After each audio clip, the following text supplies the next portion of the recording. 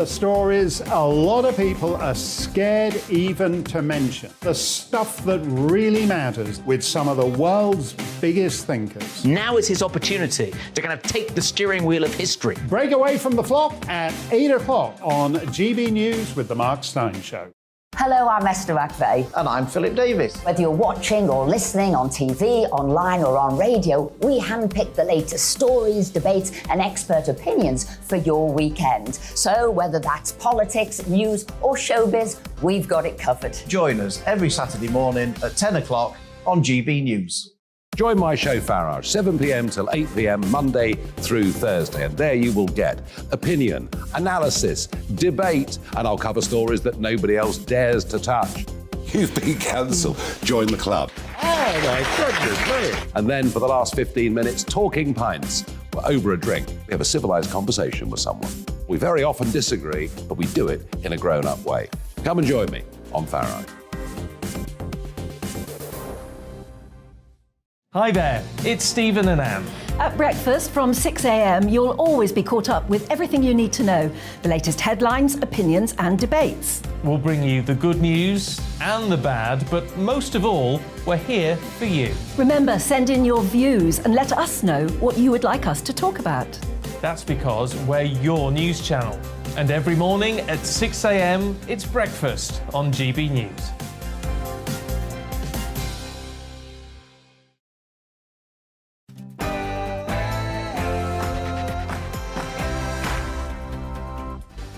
On Mark Dolan tonight, in my big opinion monologue, Britain needs to go for growth. And those needlessly panicking in the media and in the markets want nothing more than for Britain to fail. My Mark Meets guest is the brain surgeon who believes he's found the cure for baldness. He does multiple procedures every day and may have achieved the holy grail of science, giving men and women once again a full head of hair. And in my Take at 10, my latest on the vaccine. It's time now to focus the jabs exclusively on those who need it and let the rest of us get on with our lives. Reacting to the big stories of the day, my all-star panel, plus tomorrow's papers, and in the big question, is there any way back for Liz Truss? I say there is. Find out why in my big opinion monologue, straight after the headlines with Tatiana Sanchez.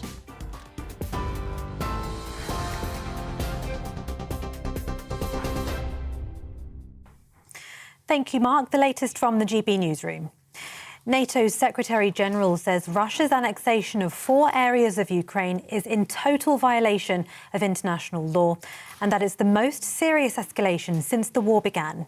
President Vladimir Putin announced Moscow would take control of the regions across southern and eastern Ukraine after so-called referendums held there.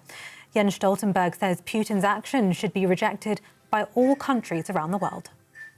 The sham referendums were engineered in Moscow and imposed on Ukraine in total violation of international law.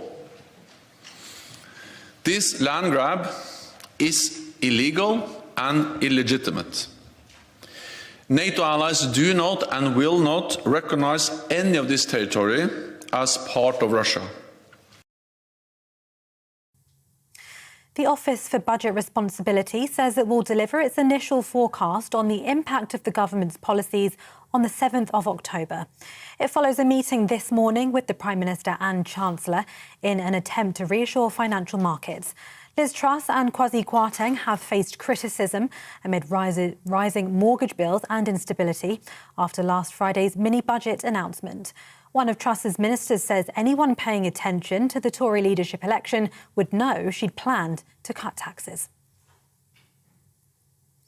Bones believed to be potential remains of Keith Bennett, a victim of Ian Brady and Myra Hindley, have been found in a remote location on the Saddleworth Moors. They were discovered in the Peak District by an author researching the 12-year-old's murder. Greater Manchester Police says it's far too early to be certain whether they are in fact human remains. Brady and Hindley murdered 5 children in the mid-1960s, with 3 of the victims found.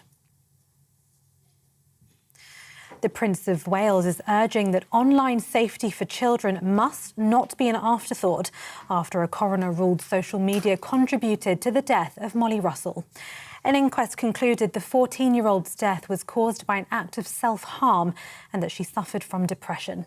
The coroner found Molly had viewed thousands of posts related to depression, self-harm and suicide on Instagram and Pinterest. An online safety bill amendment will be brought forwards to help bereaved parents access information about social media companies. President Joe Biden is warning the damage from Hurricane Ian is likely to be among the worst in US history. It hit first in Florida 2 days ago, killing at least 21 people. More than 2 million homes and businesses have been left without power. And thousands along the Gulf Coast have been stranded by extreme flooding. The storm has now made landfall for a second time in South Carolina, bringing winds of up to 85 miles per hour. My message to the people of South Carolina is simple. Please listen to all the warnings and directions from local officials and follow their instructions. And as you all know, the situation in Florida is far more devastating. We're just beginning to see the scale of that destruction. It's likely to rank among the worst of the nation's and the worst in the nation's history. TV, online and DAB+ radio. This is GB News. Now it's back to Mark Dolan tonight.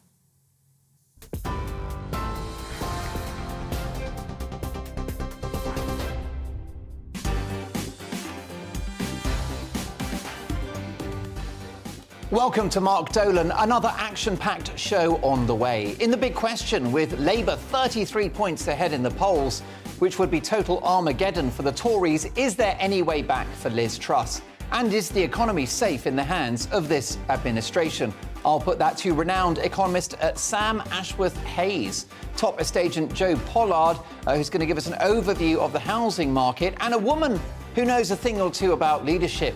Local government legend and star of the Channel 4 hit reality show Make Me a Prime Minister, Jackie Weaver. My Mark Meets guest is the brain surgeon turned hair surgeon who believes he's found the cure for baldness. He does multiple procedures a day. Dr. Ishmael is live after 10. If you're thinning up top, you won't want to miss that one. In the news agenda, is adultery justified in a sexless marriage? And as we tighten our belts, what luxuries couldn't you live without? Helping me tackle all those stories and many more are my all-star panel of historian and journalist David Oldroyd-Bolt, journalist and writer Emily Lavinia, and legendary broadcaster, the king of the airwaves, Mike Porky Parry. They'll also be reacting to tomorrow's front pages. That's at exactly 10:30. Bang on, don't miss it. In my take at 10, with concerns over efficacy and safety, I believe we should follow Denmark and scrap the jab for healthy under 50s. I'll be calling for an end to vaccine tyranny at the top of the next hour. Now, I want to hear from you throughout the show. Mark at gbnews.uk. This programme has a golden rule. We don't do boring. Not on my watch. I just won't have it. So for the next 2 hours, big debates, big guests, and always big opinions. Let's start with this one.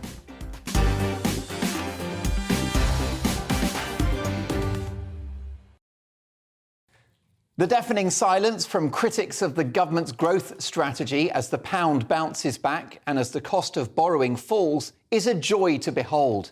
And there's more bad news for those desperate to talk Britain down as recession fears for the UK subside as well. Here is top economist Julian Jessup. He's tweeted, for those obsessed about whether the UK economy is already in recession, perhaps not. UK GDP now estimated to have increased by 0.2% in Q2, revised up from the first estimate of a 0.1% fall.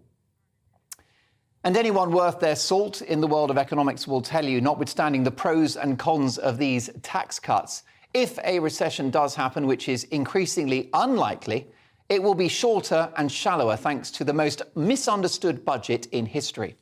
What's worse, relatively small borrowing to lower taxes and boost the economy, helping businesses and individuals, or a recession?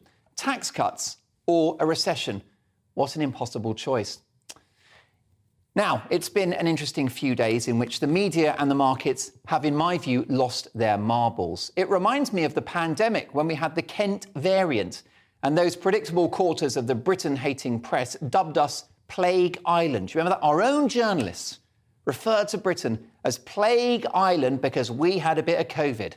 That was until the virus hit the continent and tore through Germany, Belgium and France.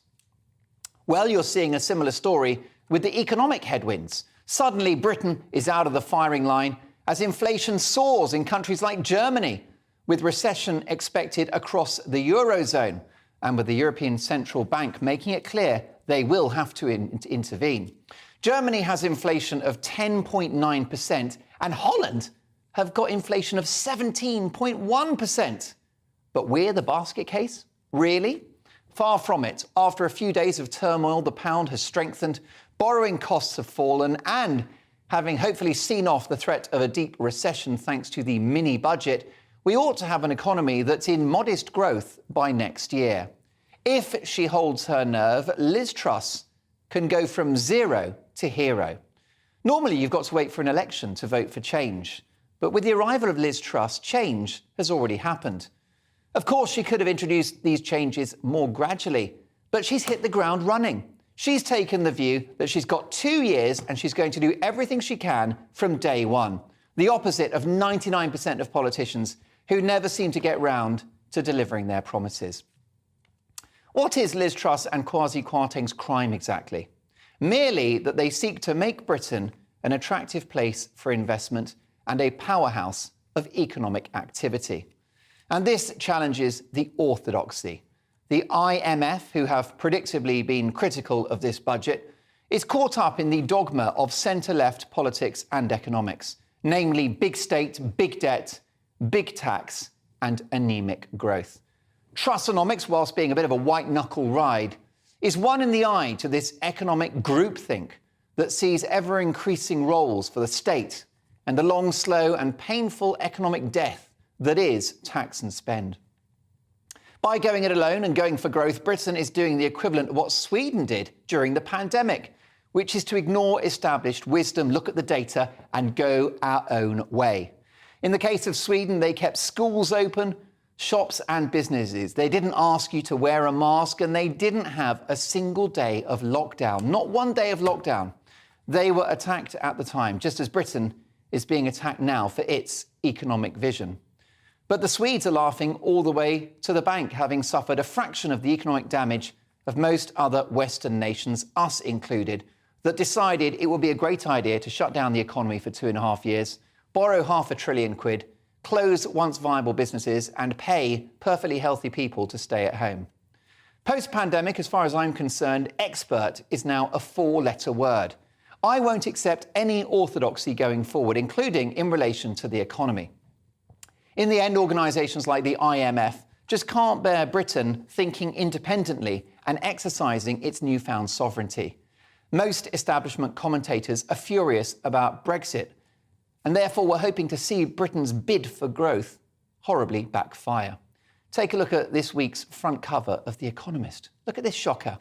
Now, if you're listening on GBNews radio, it's an illustration of Kwasi Kwarteng and Liz Truss on a sinking boat labelled Great Britain. The headline, How Not to Run a Country. The extent to which certain quarters of the press loathe Britain is astonishing. This country is breaking the rules, it's smashing the dogma, and it's leading the way in becoming what I believe will be, in time, a model for the 21st century economy. And we can watch with amusement and pleasure as bankers flock to the UK from Paris, Frankfurt and Madrid, keen to earn their bonuses here, spend their money here and pay their taxes here. I want their cash, don't you? Friday's mini-budget annoyed all of the right people. And as the markets settle, history will prove it was the right thing to do. This quote from The Telegraph's brilliant Sherelle Jacobs sums it up for me. She tweeted, what Truss's critics won't acknowledge is that the alternative to her gamble is a long, hard recession, ever higher tax hikes, chronically disintegrating public services, zero growth, stagnant productivity, and a country kept on life support by artificially low interest rates. Hysteria around interest rates need to calm down too. Don't take my word for it. Here is former economic advisor to Margaret Thatcher and the chief architect of Trussonomics, Professor Patrick Minford, who spoke to me on this channel last night. Lots of viewers that are worried about coming out of a fixed rate. They've got a mortgage, and there's talk of 6, 7, 8% in the months and years ahead. How high do you think interest rates could go as a result of this new approach to the economy, which is pro-growth? No, I think 3% is about the peak. You see, it's been quite interesting to see how all the volatility has had one good effect. It's kind of forced the bank to come up and say it's going to raise rates more boldly. So we've already got very tight money. And so this actually has strengthened the bank's hand because it's already got very tight money. And now it can take its time to actually raise interest rates. And as you know, they bought some government bonds this week to kind of calm the markets. And they weren't just helping the pension funds. Of course, that was an important element in the whole thing. But they were also signaling that they think those rates aren't going to happen. They're too high. Well, that's good news, isn't it? If we're going to help everyone in society, particularly the poorest, if we're going to invest in public services, in infrastructure, if we're going to tackle the cost of living crisis and improve outcomes for our youngsters, we've got to go for growth. And those taking such pleasure at slagging Britain off need to grow a pair. Post-pandemic, I've had enough of establishment groupthink. Friday's mini-budget had a rough birth, but I believe it will ultimately move the dial for our economic prospects. That mini-budget will be step one into making Britain great again. Yes, the budget was poorly presented and explained, and it was an open goal not to get the Office for Budget Responsibility to give it the once-over, which they now will. But the fundamentals were right and will, in time, bear fruit. We've got to go for growth. Britain's critics need to grow up, and the markets, they do need to grow a pair. As the world falls into recession, Britain may well buck the trend. Far from being Plague Island, if we play our cards right, we'll be the envy of the world. We didn't budget for that, did we?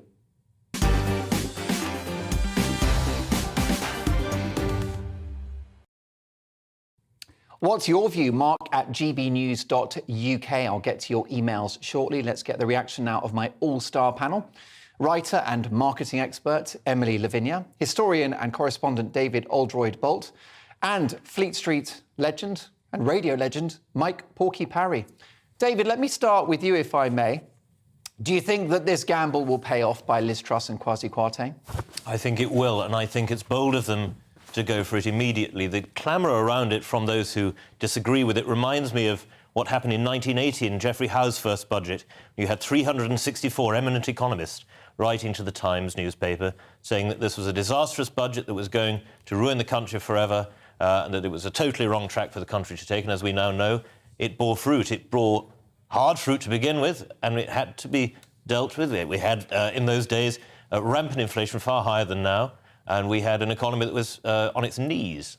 There has to be bold action in times like this. But what I'd like to come back to is something that keeps occurring in the commentary, in the negative commentary about this budget, is unfunded tax cuts. Well, how about we turn that round and think about unfunded spending commitments? What we must recognise, and what this country has not recognised since 1999, when Gordon Brown diverged from the Ken Clarke's spending plans, which he had said he would stick to for 2 years, and which helped Labour become elected in 97. What we must recognise is there is no such thing as government money. There is only money raised by taxation. There is only money, therefore, taken from us. And how is it so wrong that we who work so hard for this money, and we who, in our wisdom as individuals and as a collective, know how we want to spend this, how is it so wrong, therefore, that we get to keep more of that, instead of the government taking it and deciding how the nation should spend this money?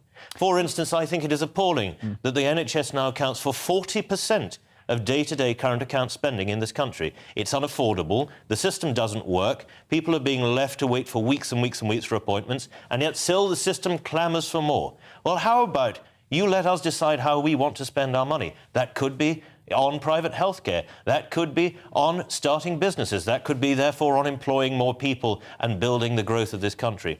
What we should not be doing is having an ever-rising tide of tax, an ever-lower standard of service, and an ever-poorer country. Emily Lavinia, the pound has recovered, borrowing costs have fallen. Did the media and the markets overreact to this budget? I mean, I think there always is an overreaction in these circumstances because obviously we have, as as you've said, many people clamouring for a particular number of reasons, honing in on very specific elements of the mini-budget and not necessarily seeing the broader picture. If you understand the state of play and you understand the lengths and the choices that Liz Truss has gone to, then I think you can see the bigger picture. But obviously, in this case, we have a cost of living crisis on our hands, and we have many people focusing on very specific issues that are pertaining to particular groups in the UK, which means it is very difficult to step back and see the bigger picture. Mike Porky-Parry, you're very invested in the economy. You own more property than Donald Trump. Are you worried about this budget? No, I'm not worried at all. What I'm worried about, and my colleague here, David, hit on it, the communication process was not right. The instincts and what happened was absolutely right, but the communication process. And do you know what? All the establishments who think they run the country, like the civil service, like the Treasury, like the bankers, all got the hump because Liz Truss and Kwasi Kwarteng, our Chancellor, didn't go to them first and get their permission to put this budget into place. So they thought, hang on, we're supposed to be running the country, not you, the Prime Minister, not you, the Chancellor, and we don't like what you've done because you didn't consult us. So we're going to make a fuss about it. One of the media operations which really gets my goat is the Financial Times, OK? If they're the Financial Times and people are supposed to look up to the pink 'un, as they know, because they're printed on pink paper, as, the Bible of financial calm, they've been anything but, and I just don't get the way they're doing it. You showed that front page on The Economist. What I would say is, tactically, I think the government, Liz Truss and the Chancellor have made a bit of a mistake because, actually, interest rates were going to have to be put up by the Bank of England. And that meant that mortgages, mortgage rates have to go up. What I would have done is I'd have talked a clever story for the first 10 days, waited until the Bank of England put interest rates up and therefore mortgages up, and then I'd have come with my budget on the back of that. As it is at the moment, quite falsely, Liz Truss is now going to be branded as the Prime Minister who put mortgage rate interest up. She didn't. The Bank of England did. They've got independence. She should have waited. But look, that's just tactics. Long term, overall, it's a fantastic budget because, again, as my two colleagues here have said, it gives more money back to the people who want to spend it. And we all know that individuals spend money more wisely than governments do. Governments don't have money. They just take it off us and they waste it. Yes, although, David, what does history tell us about whether Liz Truss can actually overcome now that 33-point lead that Labour have in the polls? 2 years until a potential election. There's talk today in the Guido Fawkes website, rumours of a January 2025 election. So what do we think? Can she recover ground? I think she can. I mean, that was an enormously outlying poll. If you look at the rest of them, you've got leads of sort of 17%, 21%, which is not unusual 2 years out from a general election. It's a significant lead for Labour, but I think it is because of the almost unprecedentedly negative briefing of the press over the past week, and therefore people are scared. I think people are terrified that they're going to find that their houses go into negative equity, that they lose their cars, that they can no longer afford the basics of life. And I think once they, say 6 months down the line, maybe a year down the line, if Ms Truss decides to go that far, they will find actually that they have more money in their pockets, that the calamity that's been forecast has not come to pass, and therefore that they will put their trust in Ms Truss and Mr Kwarteng to lead us forwards. I would hope that Ms Truss will use the full extent of this parliamentary term so that she can really embed these changes, because though we've had 12 years of majority Conservative rule, it hasn't felt for most of that time much like it. We've had, by and large, Brownite economic policies. George Osborne nodded towards austerity. I said this on this programme before. He nodded towards austerity and spending cuts when all he did was decrease the rate of increasing government spending. There's been no decrease in the size of the state and the amount of our money they take. And this has to change. If we want a functioning, attractive country into which people will invest and in which people will start businesses off their own backs rather than expecting the state to provide for them, the state has to take less of their money to start with. And I really hope that people aren't spooked into a vote for Labour at the next election, because that would be disastrous and that would leave us a poorer country. It wouldn't. Don't you think the markets, David, are worried about a Keir Starmer government?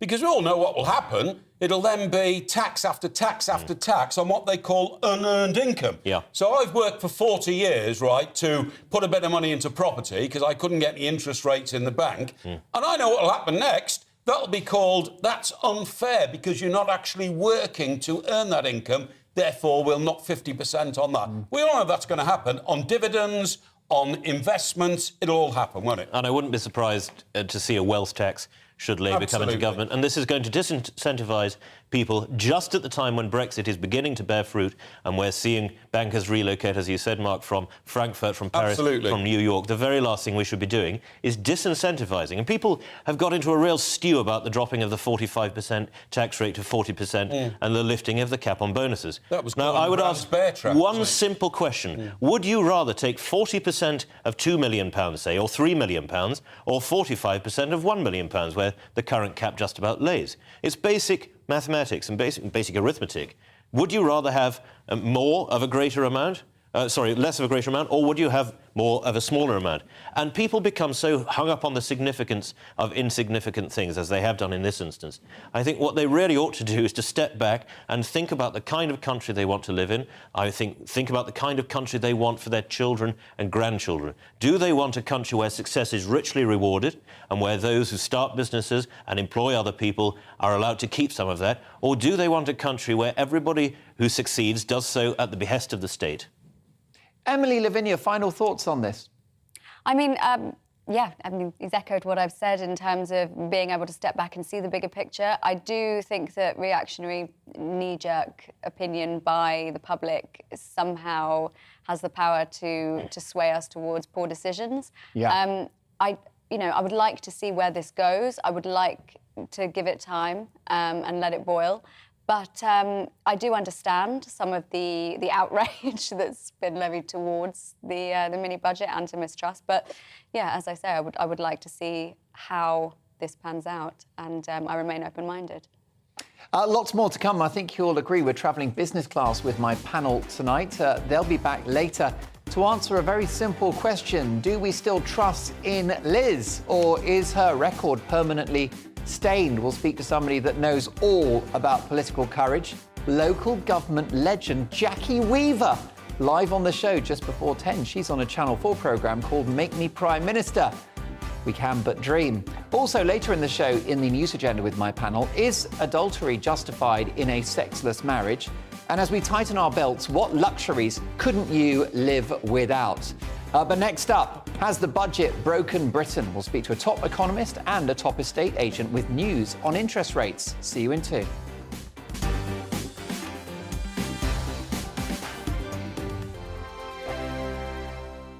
We are GB News. And we'd like to say thank you To each and every one of you. for helping our great nation find its voice. We're absolutely everywhere. across England, Scotland, Wales and Northern Ireland. On TV, on radio, and online. We're proud to be The People's Channel. Britain's news channel. On the Mark Steyn Show, we cover the stories a lot of people are scared even to mention. The stuff that really matters with some of the world's biggest thinkers. Now is his opportunity to kind of take the steering wheel of history. Break away from the flock at 8 o'clock on GB News with the Mark Steyn Show. Hello, I'm Esther McVeigh. And I'm Philip Davis. Whether you're watching or listening on TV, online or on radio, we handpick the latest stories, debates and expert opinions for your weekend. So whether that's politics, news or showbiz, we've got it covered. Join us every Saturday morning at 10 o'clock on GB News. Join my show Farage, 7 p.m. till 8 p.m. Monday through Thursday. And there you will get opinion, analysis, debate, and I'll cover stories that nobody else dares to touch. You've been cancelled. Join the club. Oh my goodness me. And then for the last 15 minutes, Talking Pints. We're over a drink. We have a civilized conversation with someone. We very often disagree, but we do it in a grown-up way. Come and join me on Farrow. Hi there, it's Stephen and Anne. At breakfast from 6 a.m, you'll always be caught up with everything you need to know, the latest headlines, opinions and debates. We'll bring you the good news and the bad, but most of all, we're here for you. Remember, send in your views and let us know what you would like us to talk about. That's because we're your news channel. And every morning at 6 a.m, it's breakfast on GB News.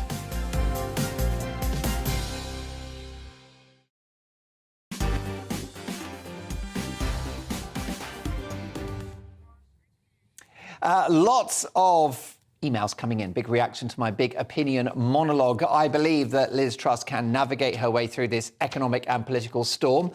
Strong views on this from Ed, who says, is it patriotic of Labour to combine the force of the media and city financial vultures to attack sterling? What an absolute farce. How about Martin, who says, Mark, I like how you get the wealthy panellists on your show. Who will get the benefits of the tax rise to the wealthy and the low-paid won't get nothing? Martin, not happy there. Harry says, Mark, can you please arrange for the Bank of England to take away my debts, which would make my winter worries far less? Harry, if only they could do that. I'll get to more of your emails shortly. It's time now for this.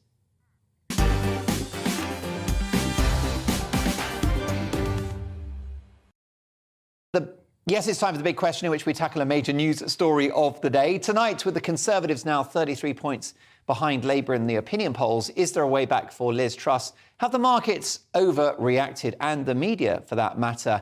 And is the economy safe in this government's hands? Let's kick off the debate with renowned economist Sam Ashworth-Hayes.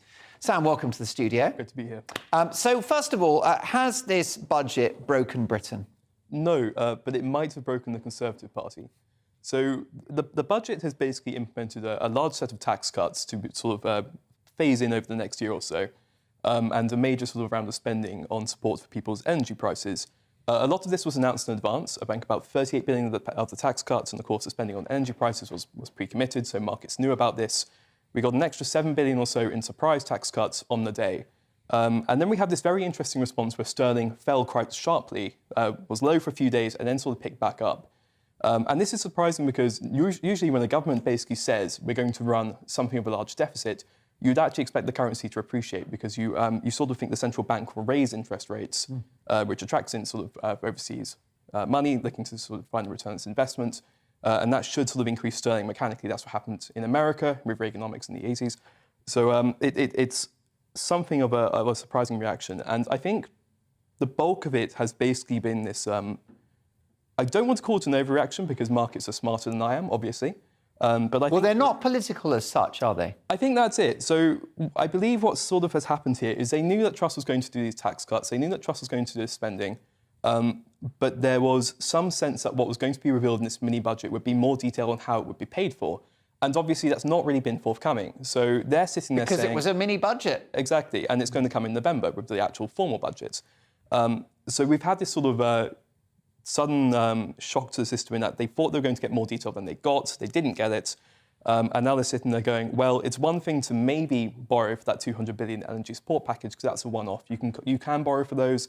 You don't want to make a habit of doing it, but you can sort of spread those costs over time. If you're borrowing to fund permanent tax cuts, because these tax cuts will not raise enough revenue to pay for themselves, I don't think anyone really expects them to in the government. That's a bit more worrisome. However, to the best of my knowledge, and from putting things together that I've read in the press and what I've read in the government documents, the plan, as I see it, is to find ways of growing the economy. That's why it's called the growth plan. And so if they can come out with policy measures which increase GDP enough to pay for these, I think you want to find about 5% over the next 5 or 6 years, then a lot of the worries sort of dissipate. But it's very hard to do that, not because it's hard to find policies that would do it. There are things which would increase growth massively, planning and liberalisation, number one, but it can be hard to get them through Parliament. And the danger of sort of giving the tax cut first is you might have some Conservative backbenchers who are tempted to basically bank it and say, well, we got the tax cuts now, that's going to increase growth, right? We don't need to do the hard work of persuading our constituents to let lots of homes be built. But you sort of, that's the sort of failure mode for this, if you will. And it doesn't address the elephant in the room, which is high government spending.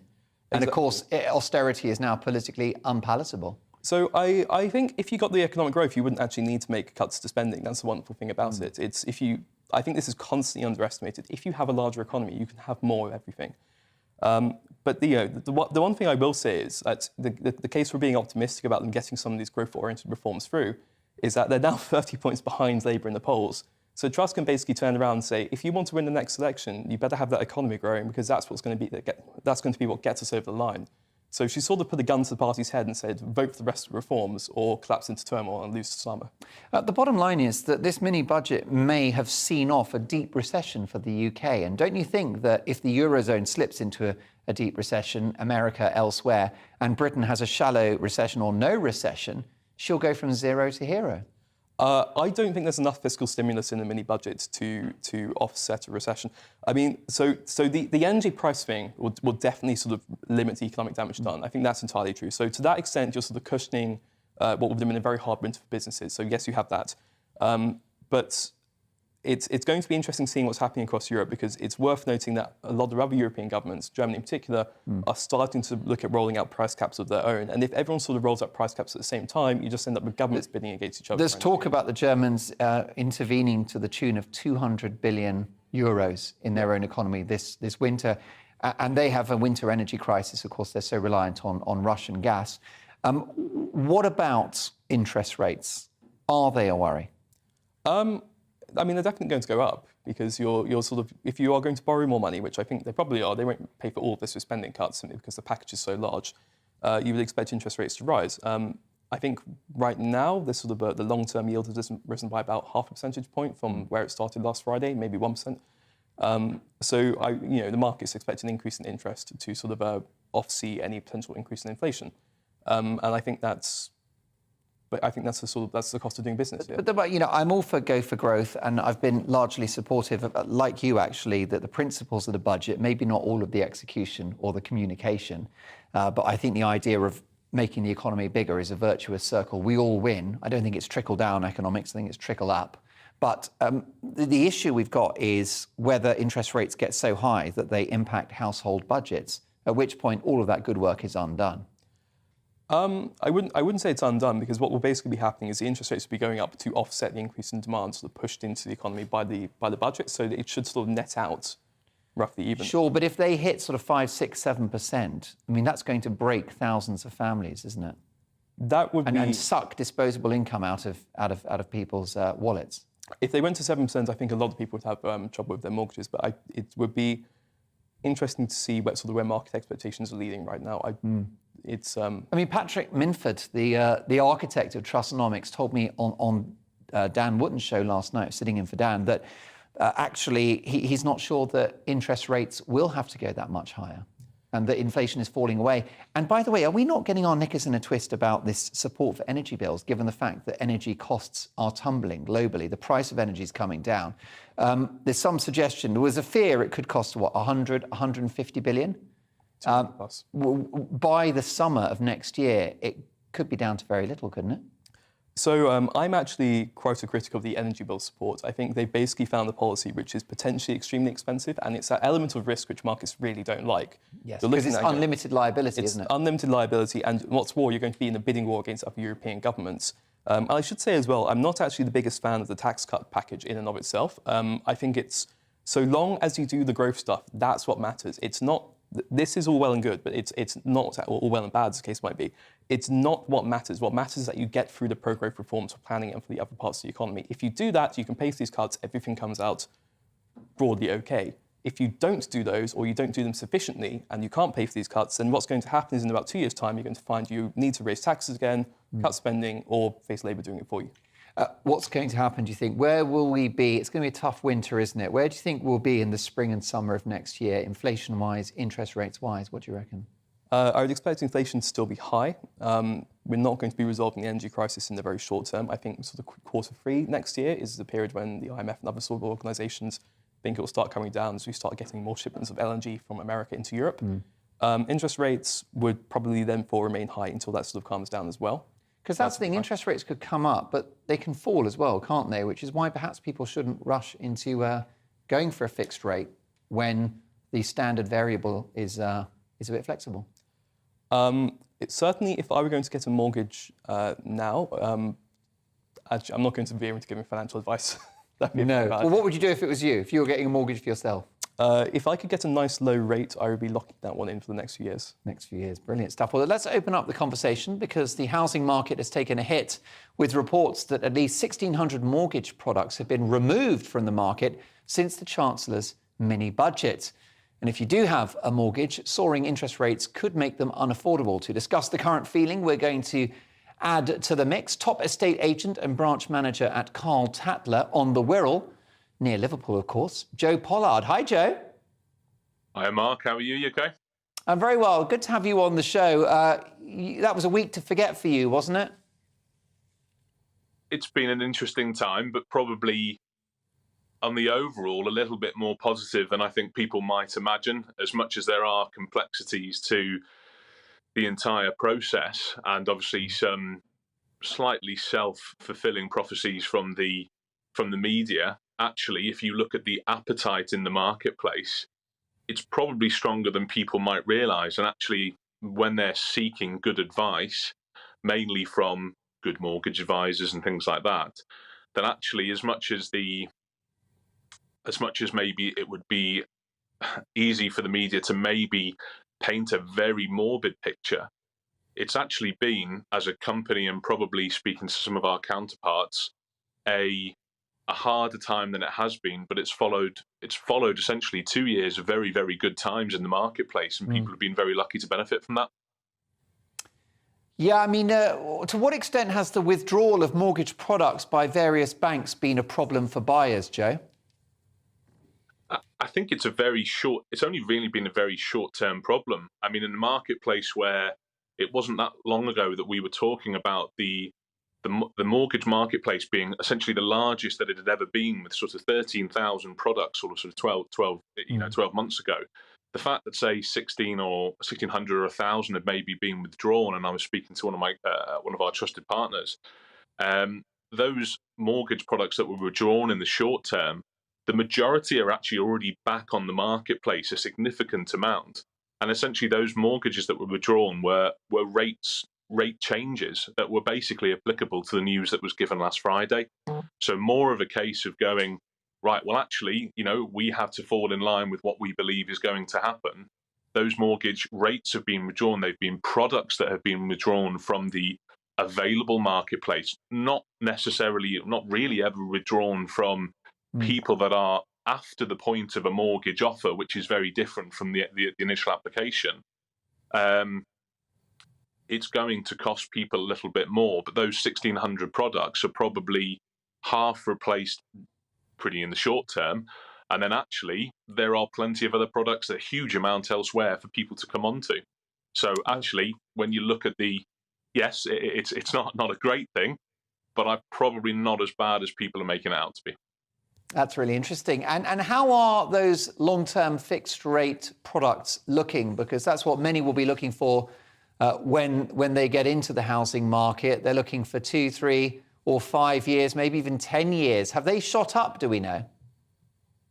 And again, speaking to a trusted source of ours, really, what we would say is the majority seem to probably selecting slightly longer products with a view that I think we all believe, and it's probably practical to say, that those interest rates will continue rising for a brave while. And certainly, actually, something that myself and my wife have done very recently, we've just fixed our mortgage for the longest that we've ever taken a mortgage out for. Traditionally, we've always gone 2 to 3 years to say, okay, well, look, things might look good in the short future. Maybe we'll look at releasing a bit of equity or something like that. And I think the practicality of that means that we would probably look to fix the rate that we're on now in case it does go up, because actually a variable rate would be a pretty bad thing for a mortgage like ours and for most people. I would say that actually fixing it for 5 years, that payment is going out. Yes, it will be a little bit more expensive, but you're not worrying about it changing like a lot of other costs are. You go, right, well, that part of my money is assigned every single month without fail for 5 or 10 years. And again, yes, those rates are expensive, but if you spoke to a mortgage advisor, what they would say to you is, yeah, okay, it's a little bit more expensive, but not again, not really as bad as some people might say to you. And if you couldn't really afford an extra £50, £100, 150, maybe with a little bit of tolerance, you'd maybe wonder about the practicality of buying a house at the time anyway. Yes, for sure. And before I come back to Sam, Joe, can I ask you, what about talk of an imminent house market crash? The idea of a correction downwards of 10, 15 or 20% and thousands of repossessions. Is that wide of the mark as well from where you're standing? If I look at the basics of what we as a company believe, the message would be much more positive than that. Essentially, it would make sense that there was some sort of correction. We've been talking probably about a pretty long-term house price rise over sort of 2.5 years, and certainly where I sit right now, we were at the thick edge of that in sort of late 2020, 21. We had 2 of the top 10 places in terms of price rises in the country. It would sort of make sense that actually, even if 5% did come off these prices, that wouldn't be a huge burden for the local public. I think if you start talking about 10 and 15%, it gets to a point where people stop selling their houses completely. And the thing to remember is, with an ever-expanding population, demand and appetite for properties tends to probably keep the prices a little bit higher than I think the sort of certainly the 15, 20%, which is what we saw in 2008. But yes, I suppose it would be fair to say maybe short-term losses, but over a period of time, certainly people that are fixing these long mortgages and not planning to go anywhere, then actually that becomes less of a problem. Repossessions can't be avoided, but that has to be a significant change in cost. And certainly if they are on fixed rate, they should know that that money is coming. And it can be people will need to tighten their belts, maybe a little bit lesser disposable income, but that's what people used to do to pre the very low levels. Back in the day. I mean, Joe, very briefly, if you can, the clock's against us. The government just can't let interest rates get to 6, 7, 8, 9%, can they? Because at that point, the housing market will be in trouble and the economy will simply fall over. I think it would be very hard if the rates tended to get up to those types of levels. And again, it was a long time ago that those rates were at that type of level. I think we would then see the appetite, which we talked about before, the demand, I think would take a fairly significant drop. And at that point, I think those huge rates, I really do think we would probably struggle and you'd find a lot less people moving in the marketplace. But again, maybe not the huge drops in price, just it would just generally stagnate as far as we were concerned. Picking up there on what Joe Pollard has had to say, Sam, it does seem that the press and indeed the international traders have rather whipped up a storm here, a bit of a storm in a teacup at this stage. I wouldn't sort of refer to it in precisely that term, although I do think the media coverage kind of feeds into the markets and the markets feed into the media. So you end up with this sort of unvirtuous cycle, if you will, at times. But I think the initial movements were basically based off the lack of detail on how this is going to be funded, and I think possibly some degree of lack of faith that will actually get through the more meaningful growth reforms. And the OBR, the Office for Budget Responsibility, they're going to give this the once-over, aren't they? They're going to offer some findings, I think, in early October, in about a week's time, and then a full sort of overview in November. They're going to sign this budget off and we'll be back to normal, won't we? So the interesting thing about the OBR is that they're basically they're an independent body who sort of assesses the effect of these fiscal policy changes on the budget for Britain and on the deficit and the debt. So the thing I think which freaked people out was less the lack of information, because the Treasury was fairly clear about what they're going to be spending and why. But the fact that they'd said to the OBR, don't do this, sent quite a bad signal about what it might mean for the public finances. So the fact that they're going to be doing it, I think, will probably have some sort of calming effect, yeah. OK, well, there you go. My sincere thanks to top estate agent on the Wirral, Joe Pollard. Handsome devil, nearly as handsome as my producer, Tom. And also renowned economist Sam Ashworth-Hayes. Brilliant stuff, a great debate. Are you worried about the economy? Are you worried about the housing market? Let me know, mark@gbnews.uk. Coming up, do we still trust in Liz? We're going to speak to somebody that knows all about political leadership. Local government legend Jackie Weaver is next. Also, later in the show, is adultery justified in a sexless marriage? And as we tighten our belts, what luxuries couldn't you live without? Plus the papers at 10:30. And in my take at 10, I think it's time to scrap the vaccine for healthy under 50s. Find out why at 10 o'clock. But next up, Jackie Weaver. This is not a drill.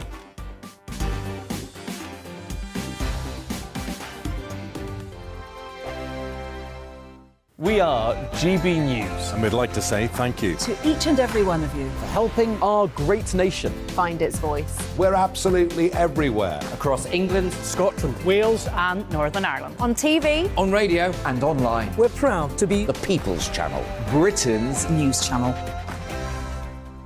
On the Mark Steyn Show, we cover the stories a lot of people are scared even to mention. The stuff that really matters with some of the world's biggest thinkers. Now is his opportunity to kind of take the steering wheel of history. Break away from the flock at 8 o'clock on GB News with the Mark Steyn Show.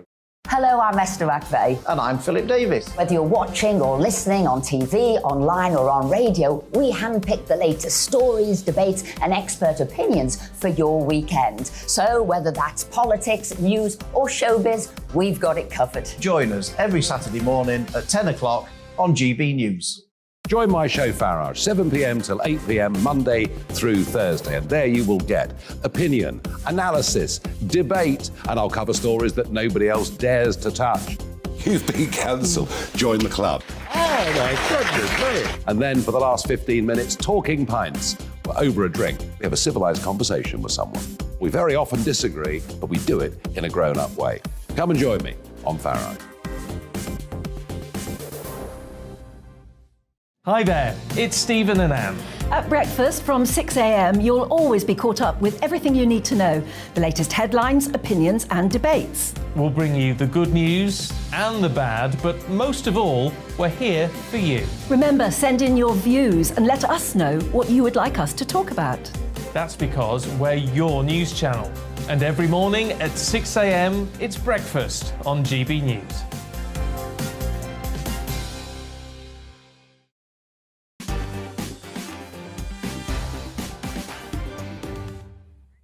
A little bit of a problem with the emails. I'll get to them very, very shortly. Mark at gbnews.uk. Has the MacBook Pro finally fired into life? Yes. How about it? This message from Nicholas. Hello, I'm more frightened of the mirror and I'm more frightened of the mirror. There you go. Nicholas there making a rather potent point about the press during the course of this so-called economic crisis. How about, hi Mark, in my opinion, you are wrong to put Liz Truss and Kwasi Kwarteng in your list of people you trust. The government is up to its usual deceiving tricks with the boat migrants. It has no intention of getting them out of the country, not even the Albanians. OK, we'll get to more of your opinions shortly. Maybe we'll just do this from Clive, who says, Dear Mark, they're not telling you the truth about mortgage withdrawals. It's only mostly rate changes. Plus, it's about time it's slimlined, as there are too many options out there. Clive, thank you for your calm voice in these rather tumultuous times. Now, a GB News People's poll suggests that Liz Truss's tenure as Prime Minister has got off to a very negative start. The poll gives Labour a 30-point lead, the largest gap since the 90s. That ended with Tony Blair winning a huge majority for Labour in 97. So are the Tories facing a similar meltdown now? Joining us to discuss this is someone that knows about political leadership, about conviction, local government legend Jackie Weaver. Hi, Jackie. Hello there. Great to have you on the show. You're currently starring in Channel 4's Make Me Prime Minister. Oh, bless you. I'm certainly taking part in it, but whether I'm starring in it or not would be a different matter altogether. Would you fancy the top job at the moment? Oh, good grief. I think if you offered me any other job in the country, I'd probably be grateful for it as an alternative. Definitely, but you've had your battles at local government level. Can you relate to what Liz Truss is going through? And if so, what would your message be to her? Well, I can and I can't relate to it. I mean, I guess that, you know, being Prime Minister isn't something you get to practice very much before it actually happens to you. True. But surely, in a political career, you've worked out that one of the most important things that any politician does is communicate. And her communication skills are poor. I mean, I've been listening to the rest of the programme, and it's really interesting, the alternative view from the papers. But actually, surely it's the Prime Minister that should have been conveying that information, not GB. Indeed. Do you think the issue for Liz Truss is one of presentation? Is it her style of oratory, or is there a deeper problem, do you think? I mean, certainly the radio interviews that she did earlier this week were painful to listen to. She clearly wasn't briefed well.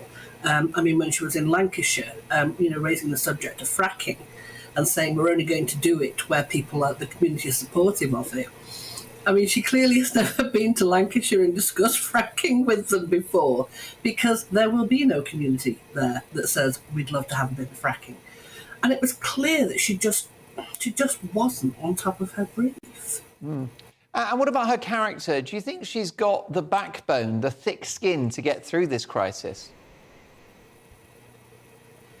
I guess one of the things that worries me is kind of the cabinet generally, where my sense is that she's kind of surrounded by like-minded people who will, of course, be supportive of her.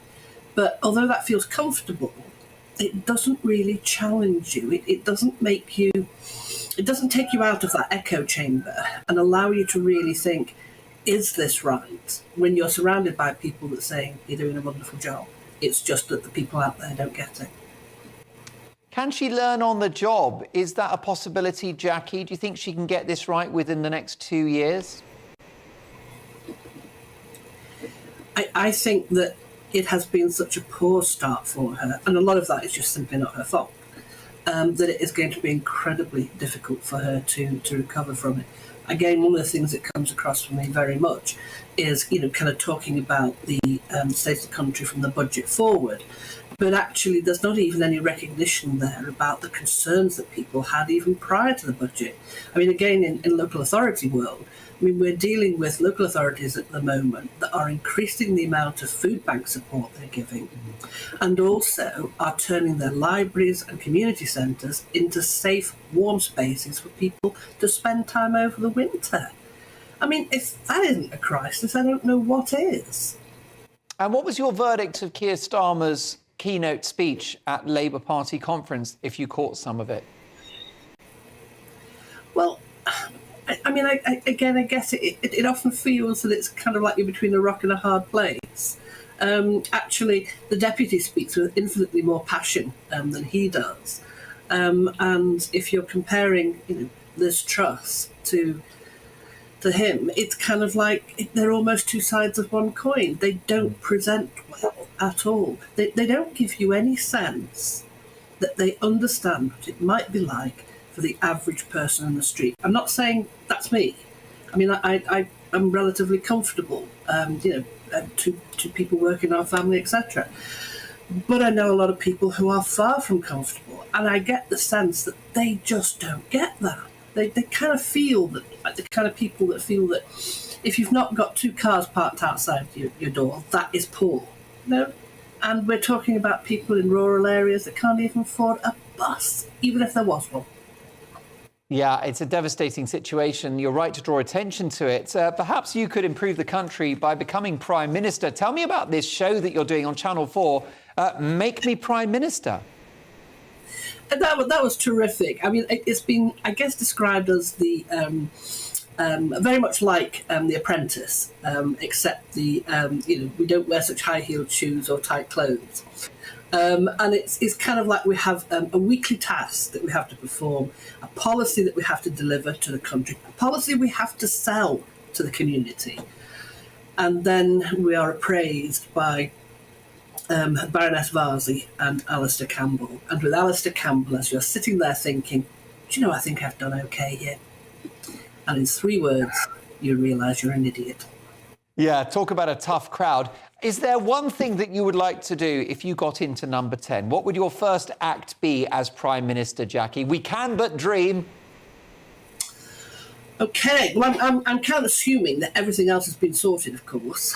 I would decentralise spending to local authorities.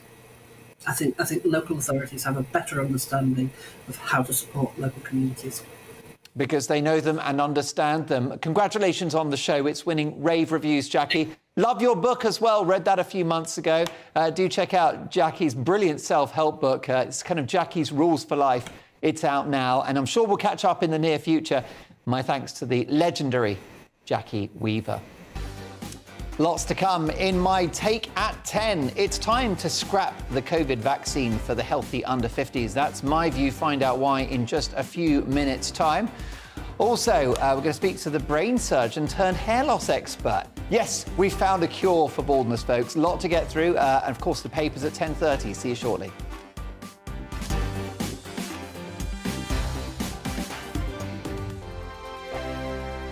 We are GB News. And we'd like to say thank you To each and every one of you. for helping our great nation. Find its voice. We're absolutely everywhere. Across England, Scotland, Wales and Northern Ireland. On TV. on radio. And online. We're proud to be The People's Channel. Britain's news channel.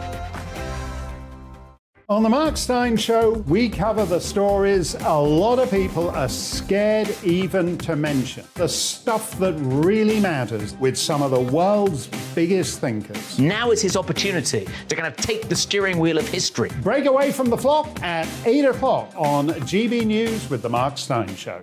Hello, I'm Esther McVeigh. And I'm Philip Davis. Whether you're watching or listening on TV, online or on radio, we handpick the latest stories, debates and expert opinions for your weekend. So whether that's politics, news or showbiz, we've got it covered. Join us every Saturday morning at 10 o'clock on GB News.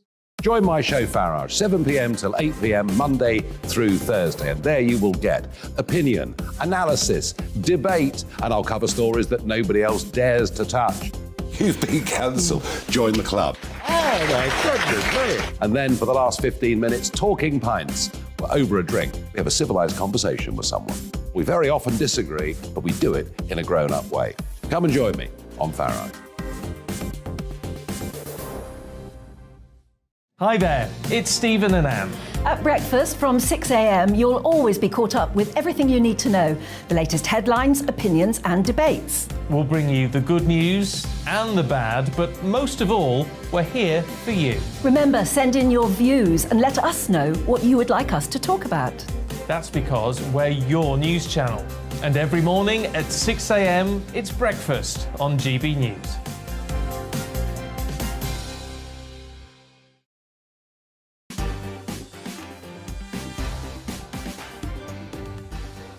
It's 10 o'clock and this is Mark Dolan. Tonight, my Mark Meets guest is the brain surgeon turned hair loss expert who appears to have achieved the holy grail of science, a cure for baldness. He tells his incredible story shortly. In my Take at 10, why we should follow Denmark into scrapping the vaccine rollout for the under 50s and instead focus our resources on tackling the cancer backlog. My latest thoughts on vaccine tyranny shortly. In the news agenda with my panel, is adultery justified in a sexless marriage? And what luxury items can you not live without? Beans, toilet roll, spaghetti? Let me know. Tomorrow's papers at exactly 10:30, and my Take at 10 is on its way and I'm not pulling my punches. But first, the headlines with Tatiana Sanchez.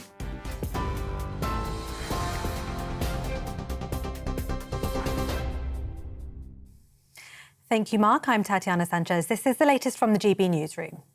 The Prime Minister and the Chancellor met with the Office for Budget Responsibility today in an attempt to reassure financial markets after last week's mini-budget. Liz Truss and Kwasi Kwarteng are facing criticism amid rising mortgage bills and financial instability after announcing a £45 billion tax-cutting plan. The OBR will deliver its initial forecast on the impact of the government's policies next Friday. Truss says it's her priority to help struggling families. But we are committed to the OBR forecast. We are working together with the OBR.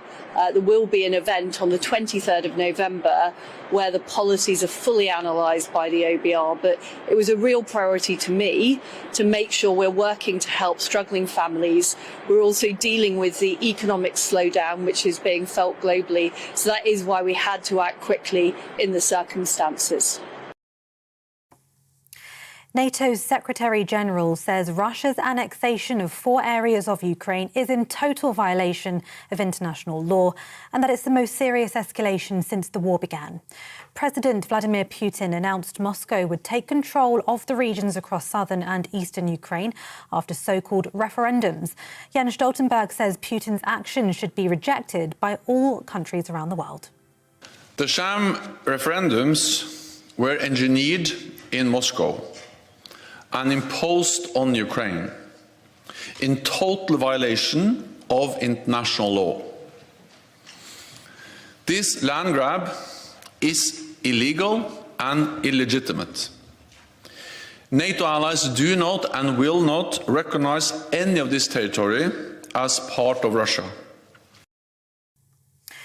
Bones believed to be the potential remains of Keith Bennett, a victim of Ian Brady and Myra Hindley, have been found in a remote location on the Saddleworth Moors.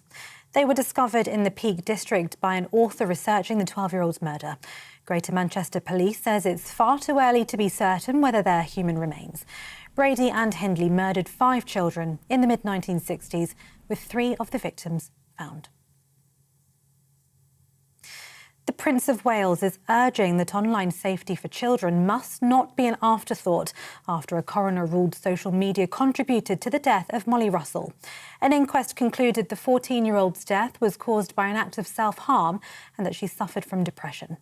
Molly had viewed thousands of posts related to self-harm and suicide on Instagram and Pinterest.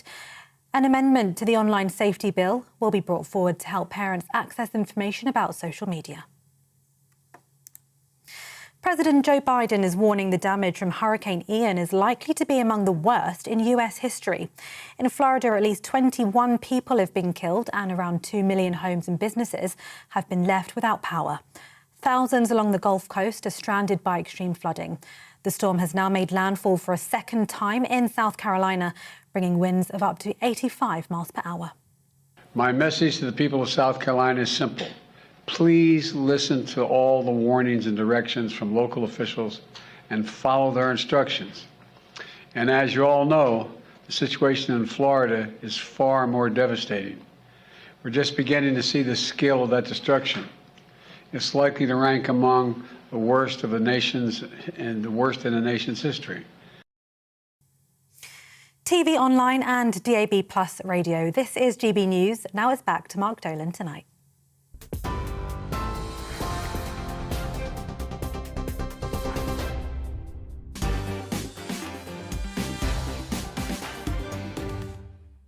Big reaction to my big opinion monologue. Mark, another great show, says Marion. You're spot on. Both the Americans and the IMF are trying to destroy our country to help big business. I'm with the Chancellor and Liz Truss. It's Rishi Sunak who's the one who behaved irresponsibly with the millions he gave away during lockdown, which Starmer and his party backed.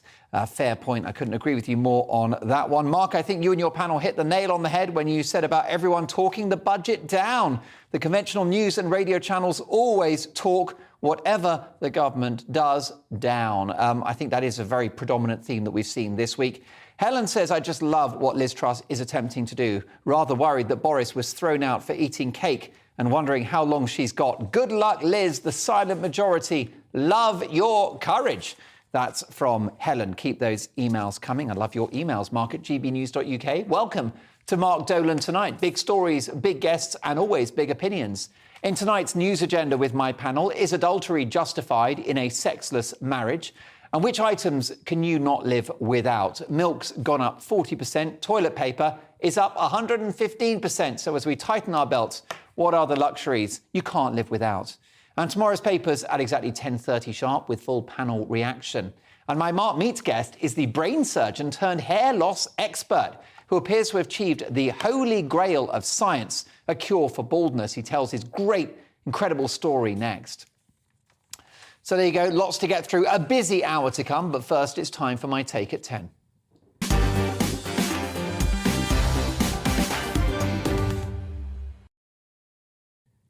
Prick up your ears. A study published in the medical journal The Lancet, if you've ever heard of it, carried out by the University of Oxford, if you've ever heard of it, finds that 2 doses of COVID-19 vaccine makes you 44% more likely to be infected.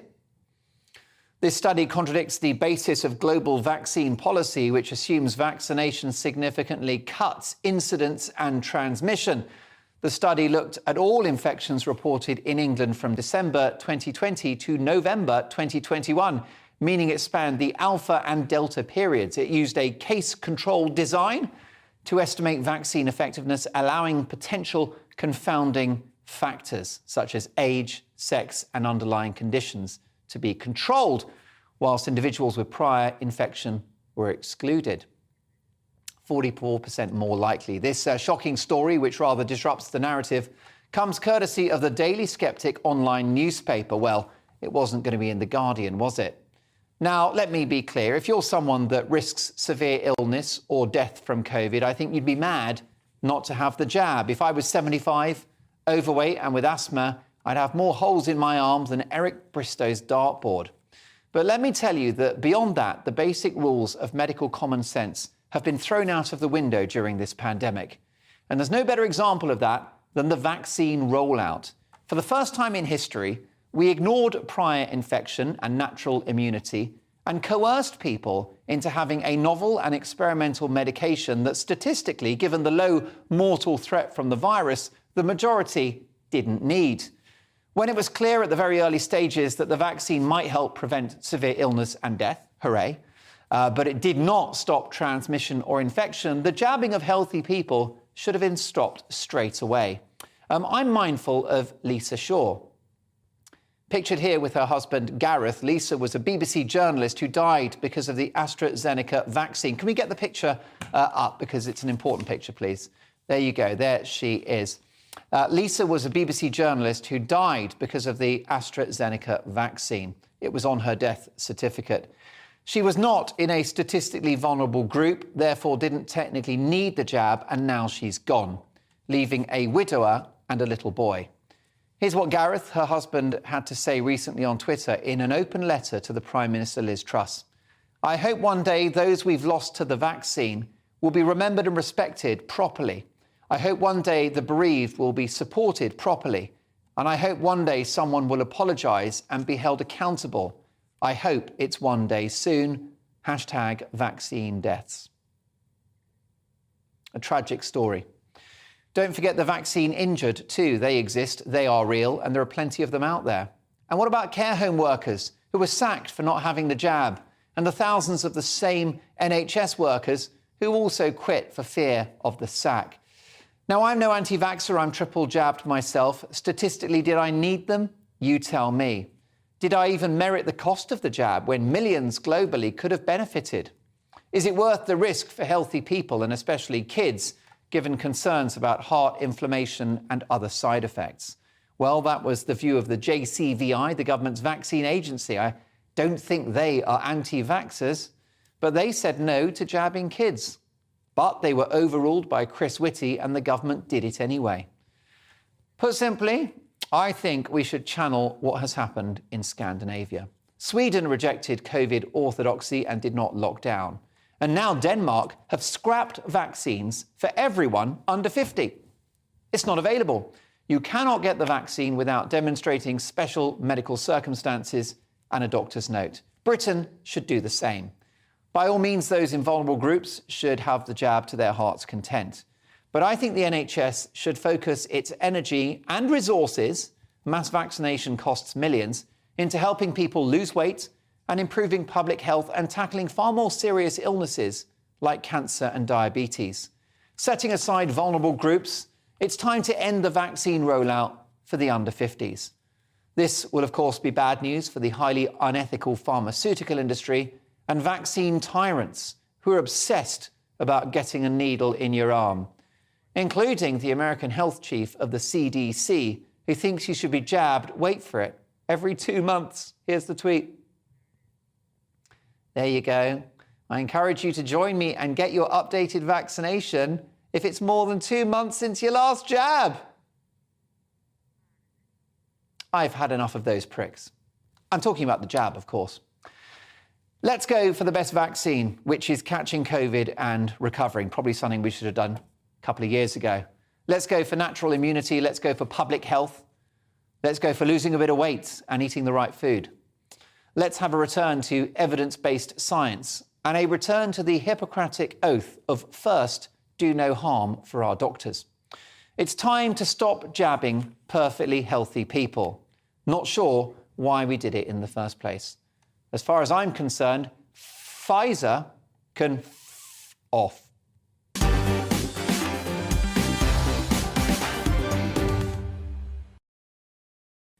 Should we follow Denmark and scrap vaccination for the under 50s? Let me know your thoughts. Mark at gbnews.uk. Reacting to that and all the big stories of the day, our historian and journalist David Oldroyd-Bolt, journalist and writer Emily Lavinia, and Fleet Street and radio legend Mike Porky Parry. Let me start with you, Lavinia. What do you think? Scrap the jabs for the under 50s like Denmark? Well, I think you made some really pertinent points there, especially given that, as we know, I write extensively about women's health and have done about the vaccine and the effects on that myself. We know that there has been a huge response in women's health and that many people on that basis have decided not to have the vaccine because they don't need it and because it has messed with their hormones, their autoimmune responses. At the end of the day, it is your personal choice what you do with your body. So in many ways, I support the idea that we should save vaccination for those that need it the most. Like you, I'm no anti-vaxxer. I've had all my jabs. But at the same time, it was heartbreaking to see so many services slashed. You know, first and foremost, fertility, women's health, sexual health, so that we could roll out mass vaccination. And that meant that many people suffered as a result. Absolutely. David, what is your thought on this? Well, I think as soon as it was obvious that the vaccines did not prevent transmission and did not reduce the rate of infection, any small argument that there had been for any degree of coercion into this vanished.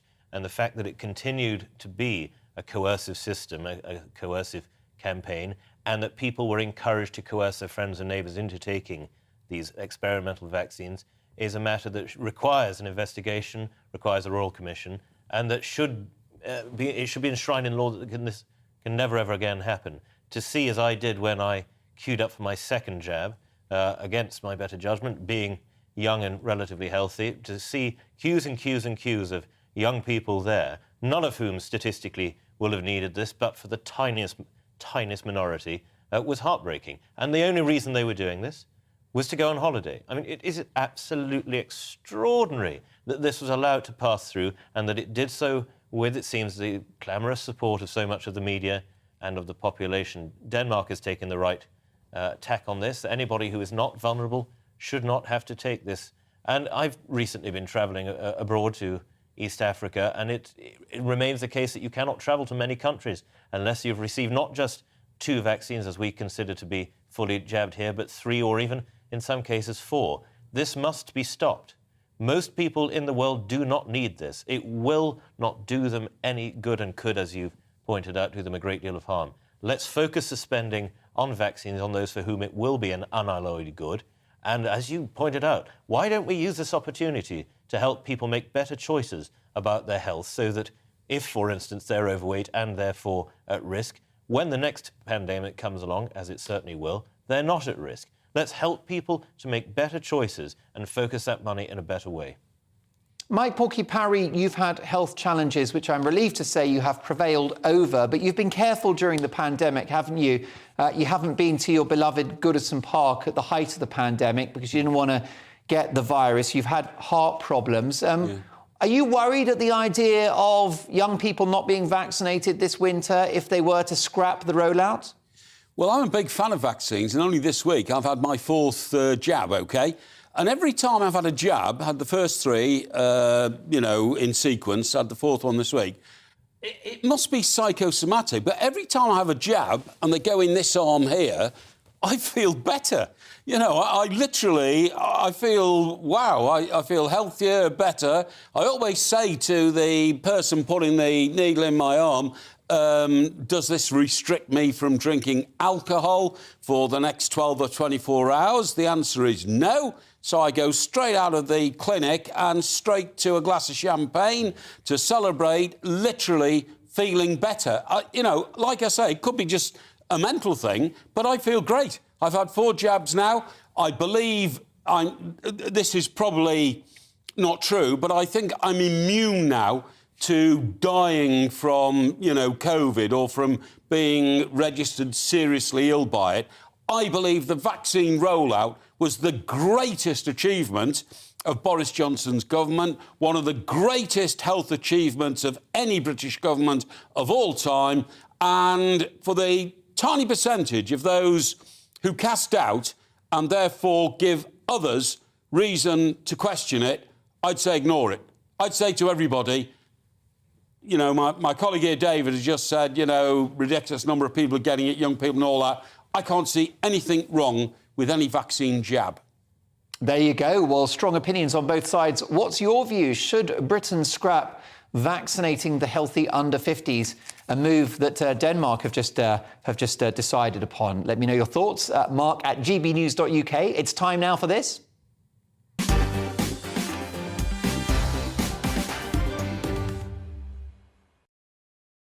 Yes, it's time for Mark Meets, in which I speak to the biggest names in the world of politics, showbiz, sport, business and beyond. Tonight, I'm joined by Dr. Ishmael, Britain's top brain surgeon, who has opened a hair transplant clinic and is saving men from wigs. This is an amazing story, performing open skull surgery in the morning and restoring bald men's pride in the afternoon. Dr. Ishmael, welcome to GB News. Thank you. How are you, Mark? You okay? I'm very, very well indeed. Great to have you on the show. How did you make the transition from brain surgery, in which you're the best in the country, if not the world, to restoring the thatch on men's heads? Well, quite an interesting story. So I was phoned by a colleague of mine who runs a hair transplant clinic, and in his very peculiar way, he said, "Ishmael, you can scalp people, can't you?" What his exact words? And I said, yes, I can. And he asked me to go over to his clinic and get involved with hair transplant surgery. And initially, I was quite reluctant, hesitant, didn't really want to get involved. I was too busy. And after a bit of perseverance, I said, all right, let's go and have a look. So I went to have a look. And the results that I saw and the difference in the lives of those patients who were having restoration surgery or hair loss treatments was just phenomenal. It's a different kind of world, different kind of reward to what I'm used to experiencing in brain surgery. I thought, hang on, let me try some of this, and then I got absolutely hooked on it. And so now I spend probably still a fair amount of my time with brain tumour patients, brain epilepsy surgery, brain trauma patients, so doing a lot of operating on that side, but also a significant proportion now doing hair restoration work. Well, it's obviously life-changing for those if you can restore their thatch. Why is it so important for men in particular to have a full head of hair? Why do they struggle with baldness, so many of them? It was interesting because I think some people really accept baldness. They're not really fazed by it. But you're right. There's a stigma that's been attached to having hair treatment or hair loss or any kind of cosmetic surgery for men in general. But I think because it frames your face, and especially if you start losing hair when you're young, then it really affects their confidence, their self-esteem, and it has a real impact on them. And so when you can change that, and you can change that fairly relatively with, not particularly invasive surgery, I think it makes a huge impact. And I've seen people's confidence just suddenly rocket up, and it's so rewarding seeing that. So what's involved? Tell me how it is that you restore hair to a bald man's head. So if you've seen a very bald person, you'll realise there's a horseshoe of hair, band of hair, that never falls out. And the reason for that is it's slightly genetically different. The receptors are slightly different. And so you never, ever lose that hair, no matter how bald you get. And so all we're doing is we're not giving you new hair, we're moving that hair from that kind of horseshoe band of area to areas where you've thinned out at the front. And so there's a couple of ways of doing it. There's the old-fashioned way, the scalping technique, as I was initially attracted to. So you cut out a strip of your scalp, stitch it up, so it's a bit like having a facelift at the back of your head, so you don't really see much, so your neck's a bit tight. And then you cut that into individual hairs, and then you plug them into the front of the head or wherever you want it. The more modern technique is where you extract individual hairs across, again, the same region, but you're kind of thinning through the back of your head and then thickening up elsewhere. And you move the whole kind of, you don't move just the hair shaft, it's the whole root from the underneath the skin, the whole bulb, the root, a bit like moving a whole plant, essentially. How effective are the results? Is it just a kind of a very sort of shallow wash of hair across the head, or is it a full Diego Maradona? No, so a lot of patients will come to me and say, look, I want to look like I was 16. And my usual line is, look, I'm not going to make you like Chewbacca. If I could, I would. I can't. So it's about giving that illusion of density. Now, most men will not realise that they're losing hair until you've lost about 50% of your hair. So you don't really need to transplant much to give that look of coverage. So, but usually most men have enough reserve at the back of the head to be able to get a reasonable difference in what they look like. If we start running out of hair from the back of the head, then we can take from other areas like your beard or from your chest hair. And I've had all sorts of various requests to take from other bodily parts, which I refused. Sometimes I've seen some hair transplants, and the quality of the hair sort of looks different, almost a bit like pubic hair or something. I mean, I have to cite Wayne Rooney, where it looks more like a sort of bit of a mini beard rather than hair. What do you think's going on there? Absolutely. So I think that's because again the hair at the back of your head is a lot coarser than what you would get at the front of your head naturally. So it's important that the clinic that you go to really picks out the very fine single hairs for your front few rows to give it that softer look, that softer appearance. Right. But you're absolutely spot on, absolutely right that it is a lot coarser. It does look a lot thicker, especially if it's not planted right. Right, yes. Now, how many procedures are we looking at your clinic to restore hair loss? Well, it depends. So it really depends on the amount of hair loss. And just listening to what you were talking about with vaccines earlier, prevention is better than cure. Yeah. So if you can stop that process earlier on, so as soon as you start noticing hair loss, there are medications out there that would stop you losing hair. And if you can get to that phase where you haven't lost that much, so you wouldn't need as much of a transplant. You might just need one procedure. If you're very far gone, then you would need multiple procedures. You'd need at least 2, maybe 3 procedures to cover the whole head. And once you've done the procedure, once you've moved the hair root to the top of the head, you don't need pills or anything? It depends which stage you are at your hair loss. So if you have a reasonable amount of hair but you're thinning through it and you're progressively still losing hair, then you need to stop that process. And so you would need pills for that. Okay. But there comes a stage, men lose hair essentially because of testosterone, one of the byproducts of testosterone. And as we get older, certainly as I get older, my testosterone levels are probably dropping. And so you don't need as much of a blocker. So by the time you hit your 50s, you probably don't need the medications anyway. Incidentally, it's the same drug that was used with patients with prostate problems. So men with prostate problems were given the drug, they suddenly noticed they were getting more hairier, and somebody went, hang on, there's money to be made here. Definitely, bingo, ka-ching, ka-ching.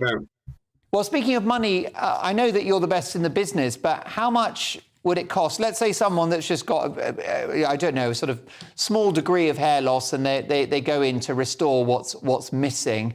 What are we looking at? Is it thousands or tens of thousands? No, so it used to be prohibitively expensive for most, but a small procedure will probably cost in the region of about, say, £3,000. But if you need a lot of work done, then yes, you could probably run up to about 8,000-9,000, depending on if you need multiple procedures, etc. I see, but it needn't cost the earth. Let's get to my panel because they're all very gorgeously hairy. Let's have a chat with Mike Porky Parry, David Eldroyd Bolt, and Emily Lavinia. Emily, do you think that bald men are less attractive? I think that's a question of taste, but I think the most important thing for anybody is their confidence, and if your hair or lack thereof makes you feel more or less confident, then, go for it. I think for too long, beauty standards have excluded men or been very divisive between men and women. I think if you want to look good, and looking good for you means having a procedure like the one that's offered, go for it. I think it's all about how confident you feel. Michael, you're the ultimate silver fox. Would you ever visit Dr. Ishmael's clinic? Well, look, I think he does a very valuable job for people. And Doc, I think it's brilliant being a brain surgeon and putting hair on people's skulls. You go on both sides of the skull, don't you? Which is a fantastic talent and art. I have decided, many years ago, I will live with what I've got, OK? So if anybody doesn't like the fact that my hair is falling out, they can go and whistle, because it doesn't bother me. I am very happy in my own skin, very happy with my own head of hair. It's going a little bit at the front there, but I'm told that, as you quite rightly have called me, Mark, the silver fox, I've got a swathe of hair around the back of my head. And the most important thing to me, of course, is, do I remain attractive to the opposite sex? And I can tell you, confidentially, the answer is yes. David, I'm sure there are plenty of Ishmael's clients who would point to a picture of you and say, give me the full David Oldroyd Bolt. Well, imitation is the sincerest form of flattery, so if they wish to do so, my fee is modest. I think it's a marvellous procedure. As has been said, it's about confidence, and if someone is, for whatever reason, hampered by their lack of hair in being the confident person that they feel they wish to be, and that would enable them to be more successful, whether that's in business or with members of the opposite sex, then by all means go for it. And I think the good doctor is doing a marvellous thing for anyone who wishes to indulge in this. And the fact that he's being paid well for it just proves that it's worthwhile, because if he weren't being, if people didn't pay the price, he'd have to drop the price. That's the beauty of capitalism. Dr. Ishmael, how can people find out more about what you do? So I work at Wimpole Clinic, which is in Harley Street. So there's a website that they can access, and if they want a consultation with me, I'm more than happy to see them. Brilliant stuff. Well, I'm sure you've got plenty of happy customers. I'll be seeing you in a couple of years or a couple of months if the economy takes a nosedive and I lose even more hair. Dr. Ishmael Ugrata, thank you so much for joining us. Top brain surgeon and also top expert in hair transplants as well. Brilliant stuff. Well, next up, it's the papers with full panel reactions. See you in 2.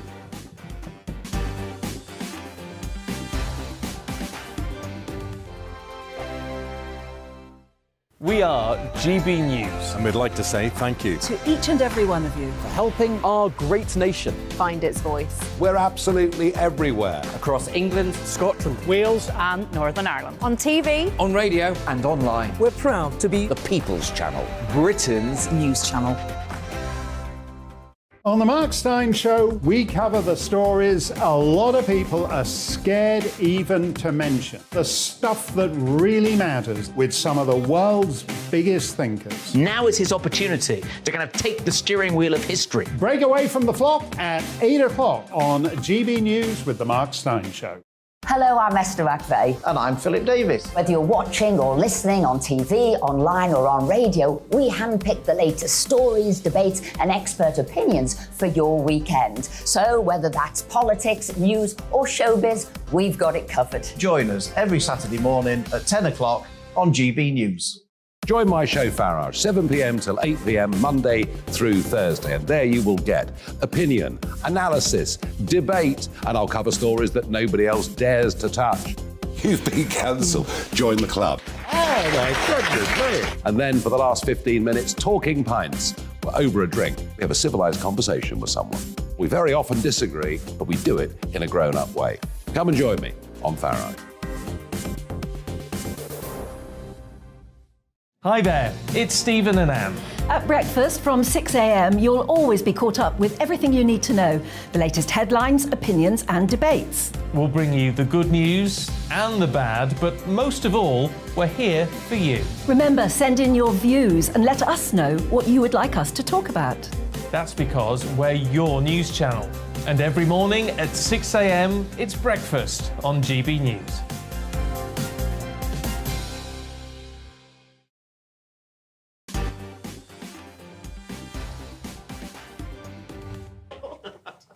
It's 10:31. It's time for this.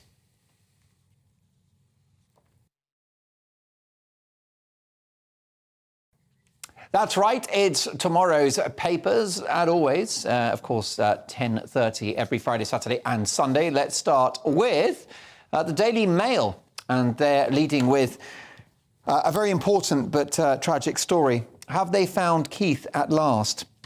The family of Moore's murder victim Keith Bennett last night said they hoped his body would finally be found. Police yesterday began the first dig in decades following the discovery of suspected human remains. It could be closure for the family of that tragic victim, what hell they've been through for decades. The Daily Mirror next. Moore's murders dig for the lost victim. Police searched Saddleworth Moor yesterday after a skull was found that could be Keith Bennett. Writer Russell Edwards claims he has discovered the remains of a child the same age as the 12-year-old victim of evil Ian Brady and Myra Hindley. In The Independent, meanwhile, war at pivotal moment as Putin annexes land. The war in Ukraine is at a pivotal moment after Vladimir Putin annexed territory by claiming referendum results are the will of millions of people. NATO Secretary-General Jens Stoltenberg said yesterday he called it the largest attempted annexation of Europe and European territory by force since the Second World War. So there you go, the war in Ukraine taking a dark twist.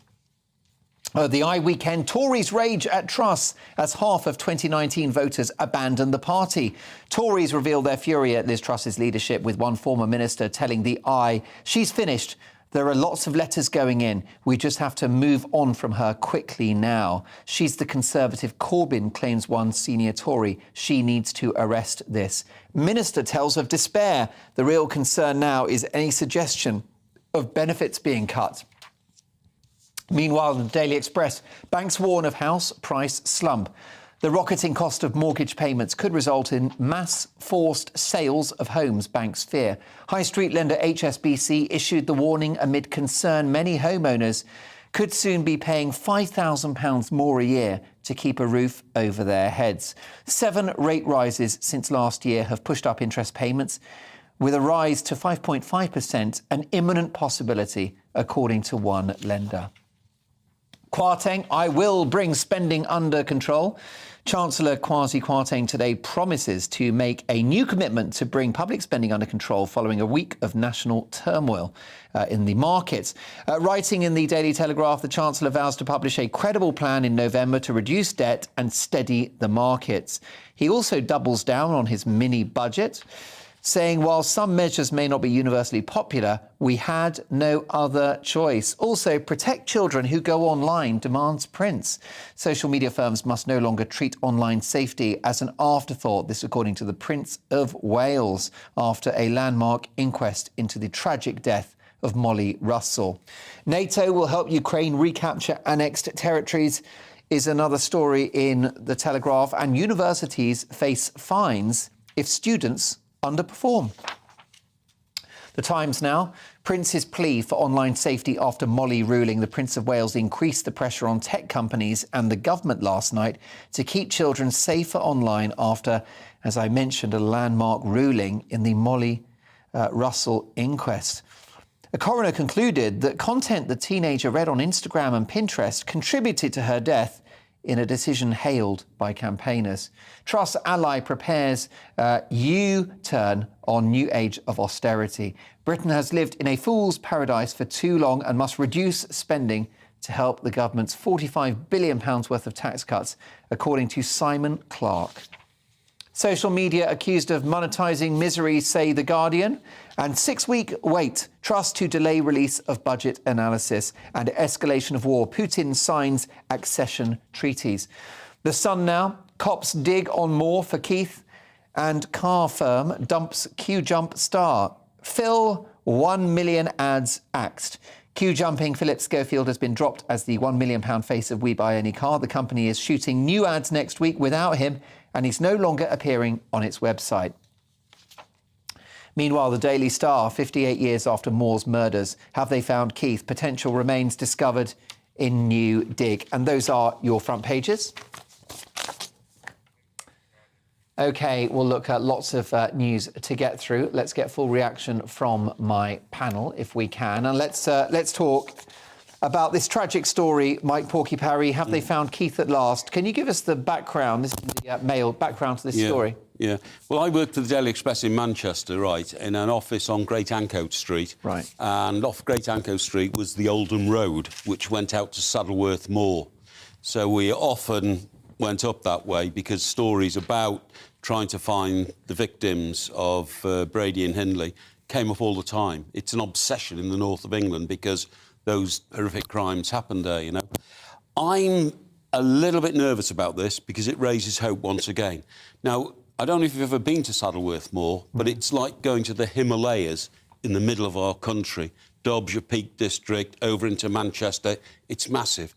And it took them years and years and years just to find the last victim, Leslie Ann Down, OK?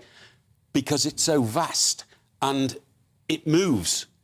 It moves about a mile a year in either direction because it's a bog, you know what I mean? And it's a huge landscape. So this has come from a writer who has obviously studied the case for a long time.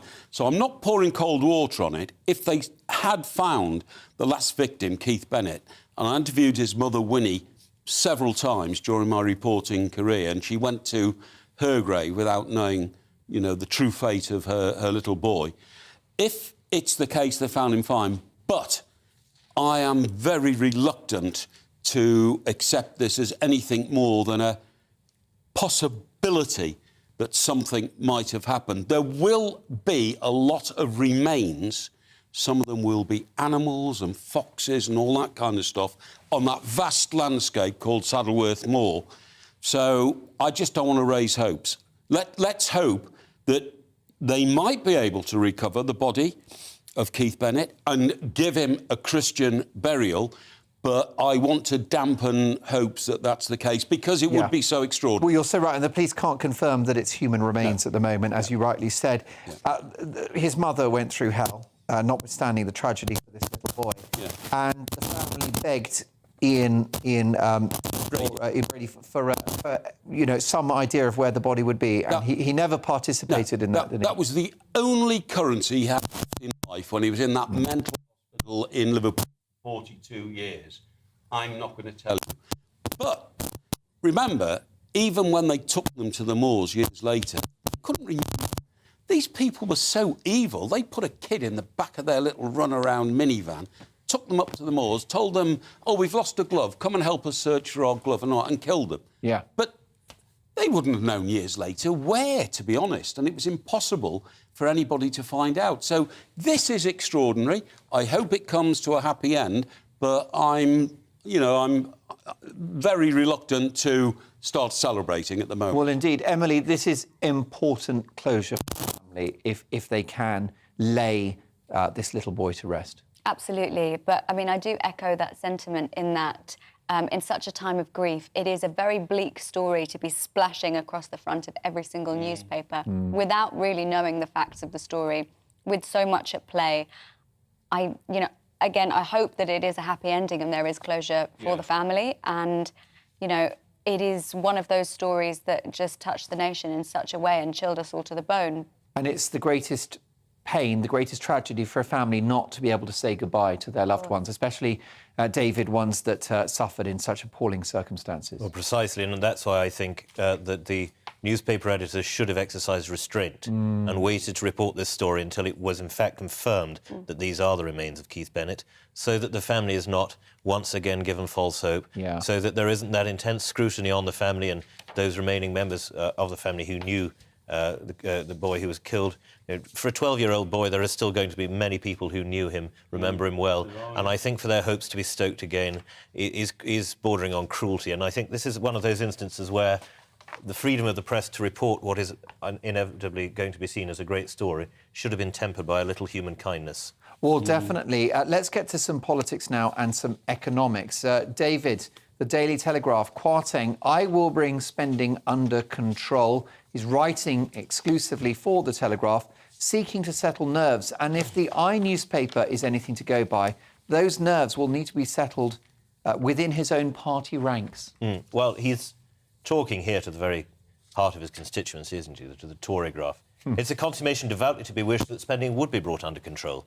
And if Mr Kwarteng does this, as I believe he has every intention of doing, then he could well go down as a great chancellor. But he's got to remember, as does Miss Truss, that they're not running a dictatorship, however well-intentioned that might be. They have a parliamentary party, and that parliamentary party has to be persuaded that their programme is correct and can win the next election. And I think, as much as we've all pretty much agreed here today that it is the right prospectus, I think you're right there. There is an element of politics here that's been ignored, and that element of politics is the great number of red wall MPs who fear for their seats at the next election, who fear for their jobs. So I applaud Mr Kwarteng for this. I think he's right. I think he writes persuasively from what we can see here, but I would counsel that he should beware of being a little too confident too early. Definitely. She is the Conservative Corbyn, one senior Tory tells the newspaper. There isn't much goodwill towards Liz Truss because it was a minority of Tory backbenchers that actually supported her in the first place. They wanted Rishi Sunak. Is it conceivable that they could evict her before the next election? It's conceivable, but it would be foolhardy in the extreme, because you can't keep changing leader without going to the country. And if they went to the country now, they'd lose their seats. So I don't think even the Red Wall Tories, and this is the Red Wall Tories, that what I think is happening here is that those who wanted Mr Sunak because he would have kept the taps turned on are suddenly fearing that their constituencies can no longer be bought. They can't have their mouths filled with gold. They, in fact, have to be made richer through growth and enterprise. And that's a much more difficult thing to do than simply handing out yet more of taxpayers' money. David, as you pointed out today on that same page, Patrick Mimford, top economist, is already saying Trussonomics already working well. Yeah. Well, that's right. I spoke to him on GB News last night, and he said that actually probably this mini-budget will see off a deep recession, which we're going to see in the Eurozone and the United States. So Liz Truss has got 2 years for the figures to improve. But look, Mike, you've reported on politics for decades. Can she turn this ship around, or is her reputation forever stained? No, I don't think it is. Is a week a long time in politics? Well, a day's a long time in politics. Over the last 7 days, it's changed by the day. People, are making a big noise about they got rid of the senior civil servant in the Treasury before they went and did all this. If they hadn't, what was that guy's name? Sam, Sir Tom, somebody? Yeah, whatever. If they hadn't, this would never have happened, because he's the blob. They're the blob. The guy they got rid of, the head of the civil service in the Treasury, worked as far back as Gordon Brown. Now, anybody who's been advising Gordon Brown, in my view, doesn't need to be a senior advisor if somebody wants to kickstart the economy, OK? So if he'd have still been there, he'd have said you can't do it. So they got rid of him and then they did it. Now, I think it was clumsily handled, as I said earlier on. I think communications could have been better, but I have absolutely no doubt. One thing that we haven't mentioned yet is IR35. Now, IR35, again, was introduced by Gordon Brown, and it was designed to stop people who are entrepreneurial, who run their own businesses, who want to give it a go, 14 hours a day, 6 days a week, to bring them into the tax brackets of people who have safe 9-to-5 jobs and pay 45% in tax. It forced the self-employed to be treated like employees. It did, except they weren't given the advantages of holidays or pensions or anything else. They were treated with the same violent tax regime that everybody else had to suffer. At source. Without any of the benefits. Now, that is either going or... It hasn't gone, but it's going. That, to me, will give the Red Wall people a reaffirmed belief in why they voted Tory, so they can get on with their own lives and not be over-regulated by the government. I mean, here's the thing. There are two audiences, aren't there, now, for Liz Truss? There's the country, there's probably several audiences, the markets as well, Emily, and her own party. And I wonder whether that audience at the moment is the most important one, because, Tory party conference is around the corner. It starts on Sunday. She's got to win them over. If she doesn't have the backing of her party, she is toast. Yes, I mean... I think it's fair for everybody to say there are letters being sent, but when it actually comes to the crunch, it's very interesting to watch how party politics moves, because obviously, as you've said, it would be very foolhardy for suddenly everybody to move against the person that they have placed in power, whether, by their own admission or not, because it will affect them in the long run. Again, we are looking at a long game here. It has only been a week. So, we are looking at the effect of the mini-budget, the effect of what she's brought into play. But we're yet to see the results. So I think it would be very silly of anybody to start changing their mind or backing out now. Well, I agree with you on that. More from the papers in just 2 minutes' time. Is adultery in a sexless marriage justifiable? And also, as we tighten our belts, what luxuries couldn't you live without? See you in 2.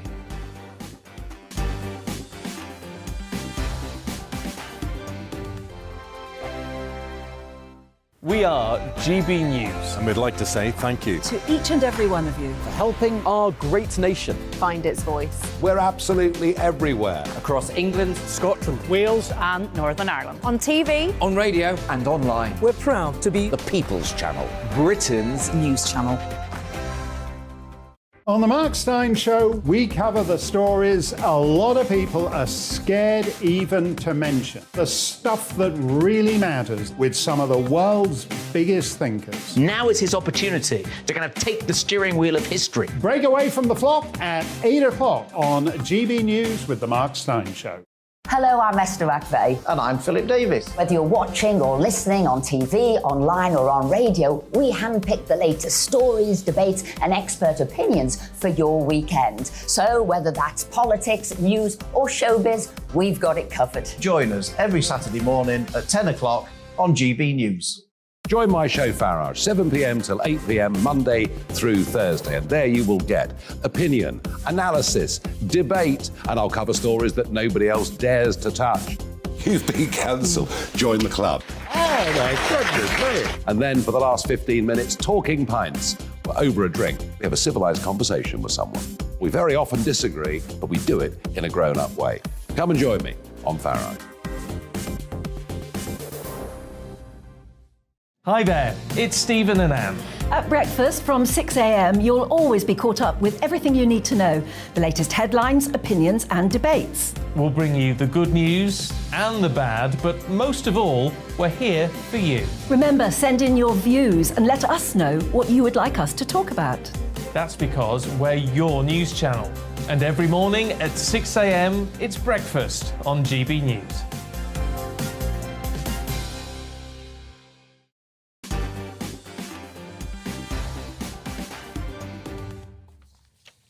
You're watching Mark Dolan tonight, and it's the papers. Let's have a look at the Times front page. Prince's plea for online safety after Molly ruling. This in the front page of the Times on Saturday.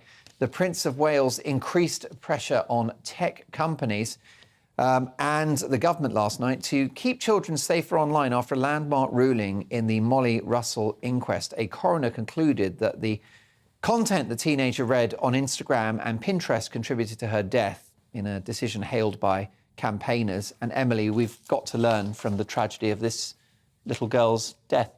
Well, this happens time and time again.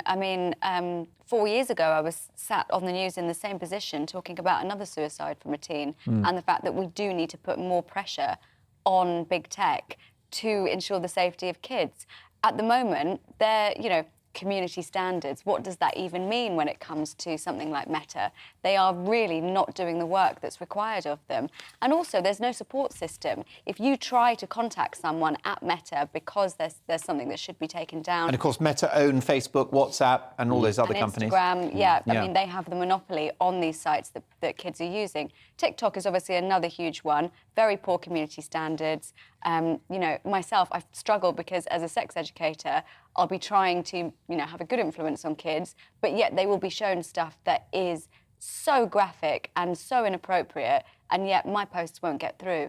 I just think there really is so much error here, and the algorithms just are not serving kids. They're not serving anyone, and we need better standards. It's amazing to watch these social media companies crushing free speech when it comes to, the Daily Skeptic online newspaper or the Us For Them parenting website, which sort of speaks up for kids. Free Speech Union, and yet they seem to turn a blind eye. I mean, this is the headline in The Guardian, Emily. Social media accused of monetising misery. They are making money from this tragedy. Well, duh. The reason we have the little red notification button is because they did tests to find out what is it that triggers the dopamine in our brain that means we'll want to keep coming back?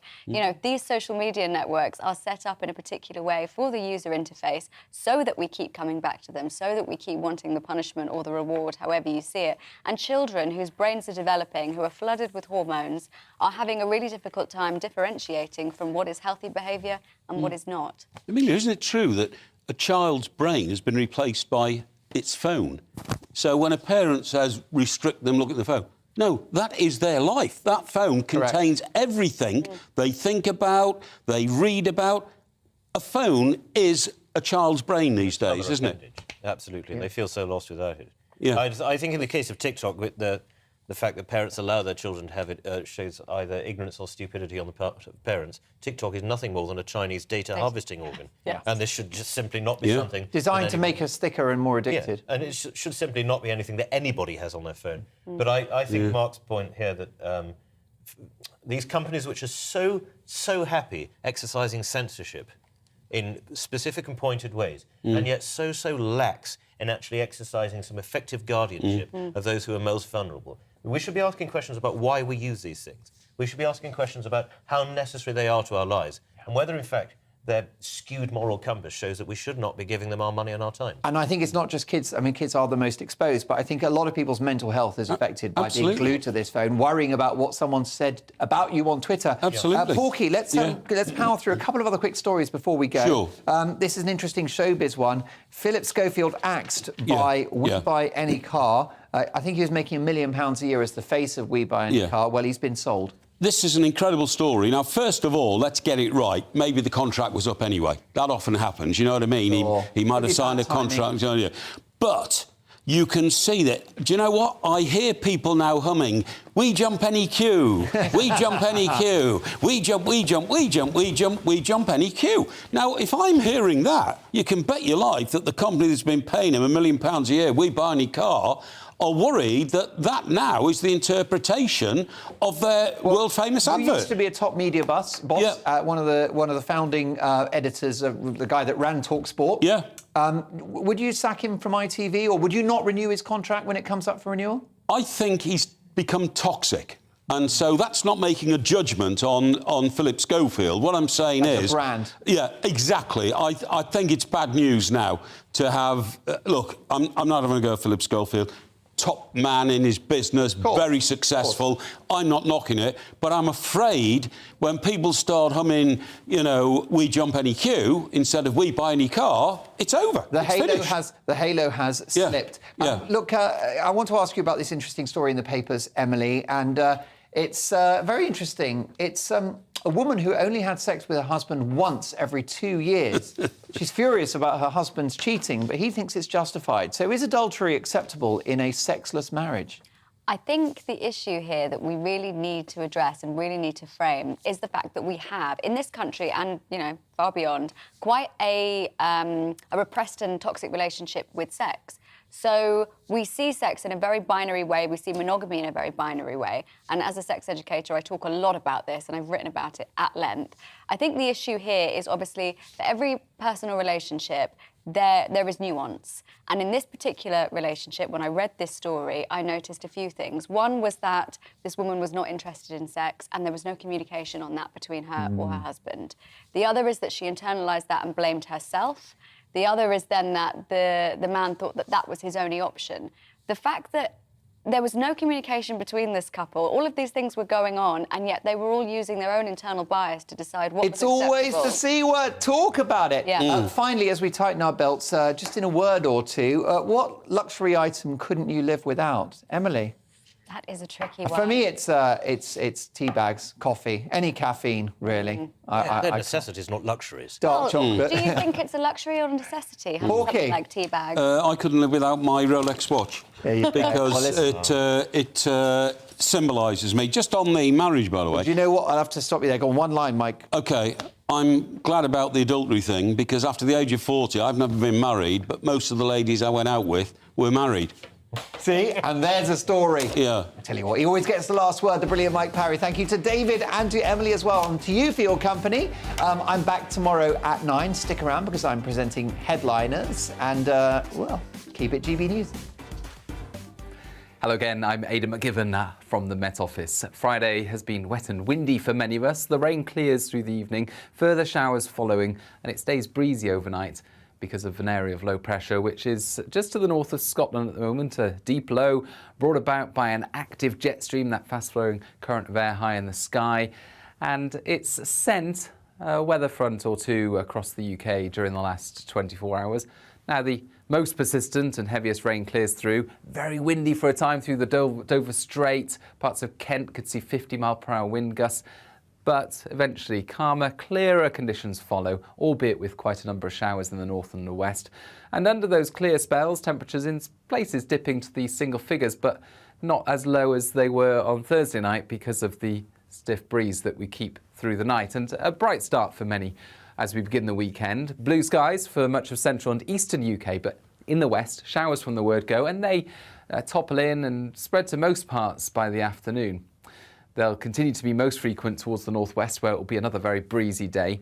And it'll feel cool in that breeze, but away from the showers with some sunny spells, temperatures into the mid to high teens. So feeling a bit warmer, I suppose, compared with Friday. Through the evening, further showers continue for North Wales, Northern England, Scotland and Northern Ireland. Further south, drier for a time, but the next system begins to head in for the southwest of England. Thicker cloud and some spells of rain by dawn here. Milder air as well, 13 Celsius, whilst it's looking more likely to be 8 to 11 Celsius elsewhere across the UK. And we'll keep the showers going across Scotland, Northern Ireland, parts of Northern England on Sunday. Brighter skies through central areas, but in the south, southern counties of England, perhaps South Wales, some persistent rain, thick cloud and some heavy bursts of wet weather at times as well. Monday looks drier in the south, but further rain or showers in the north.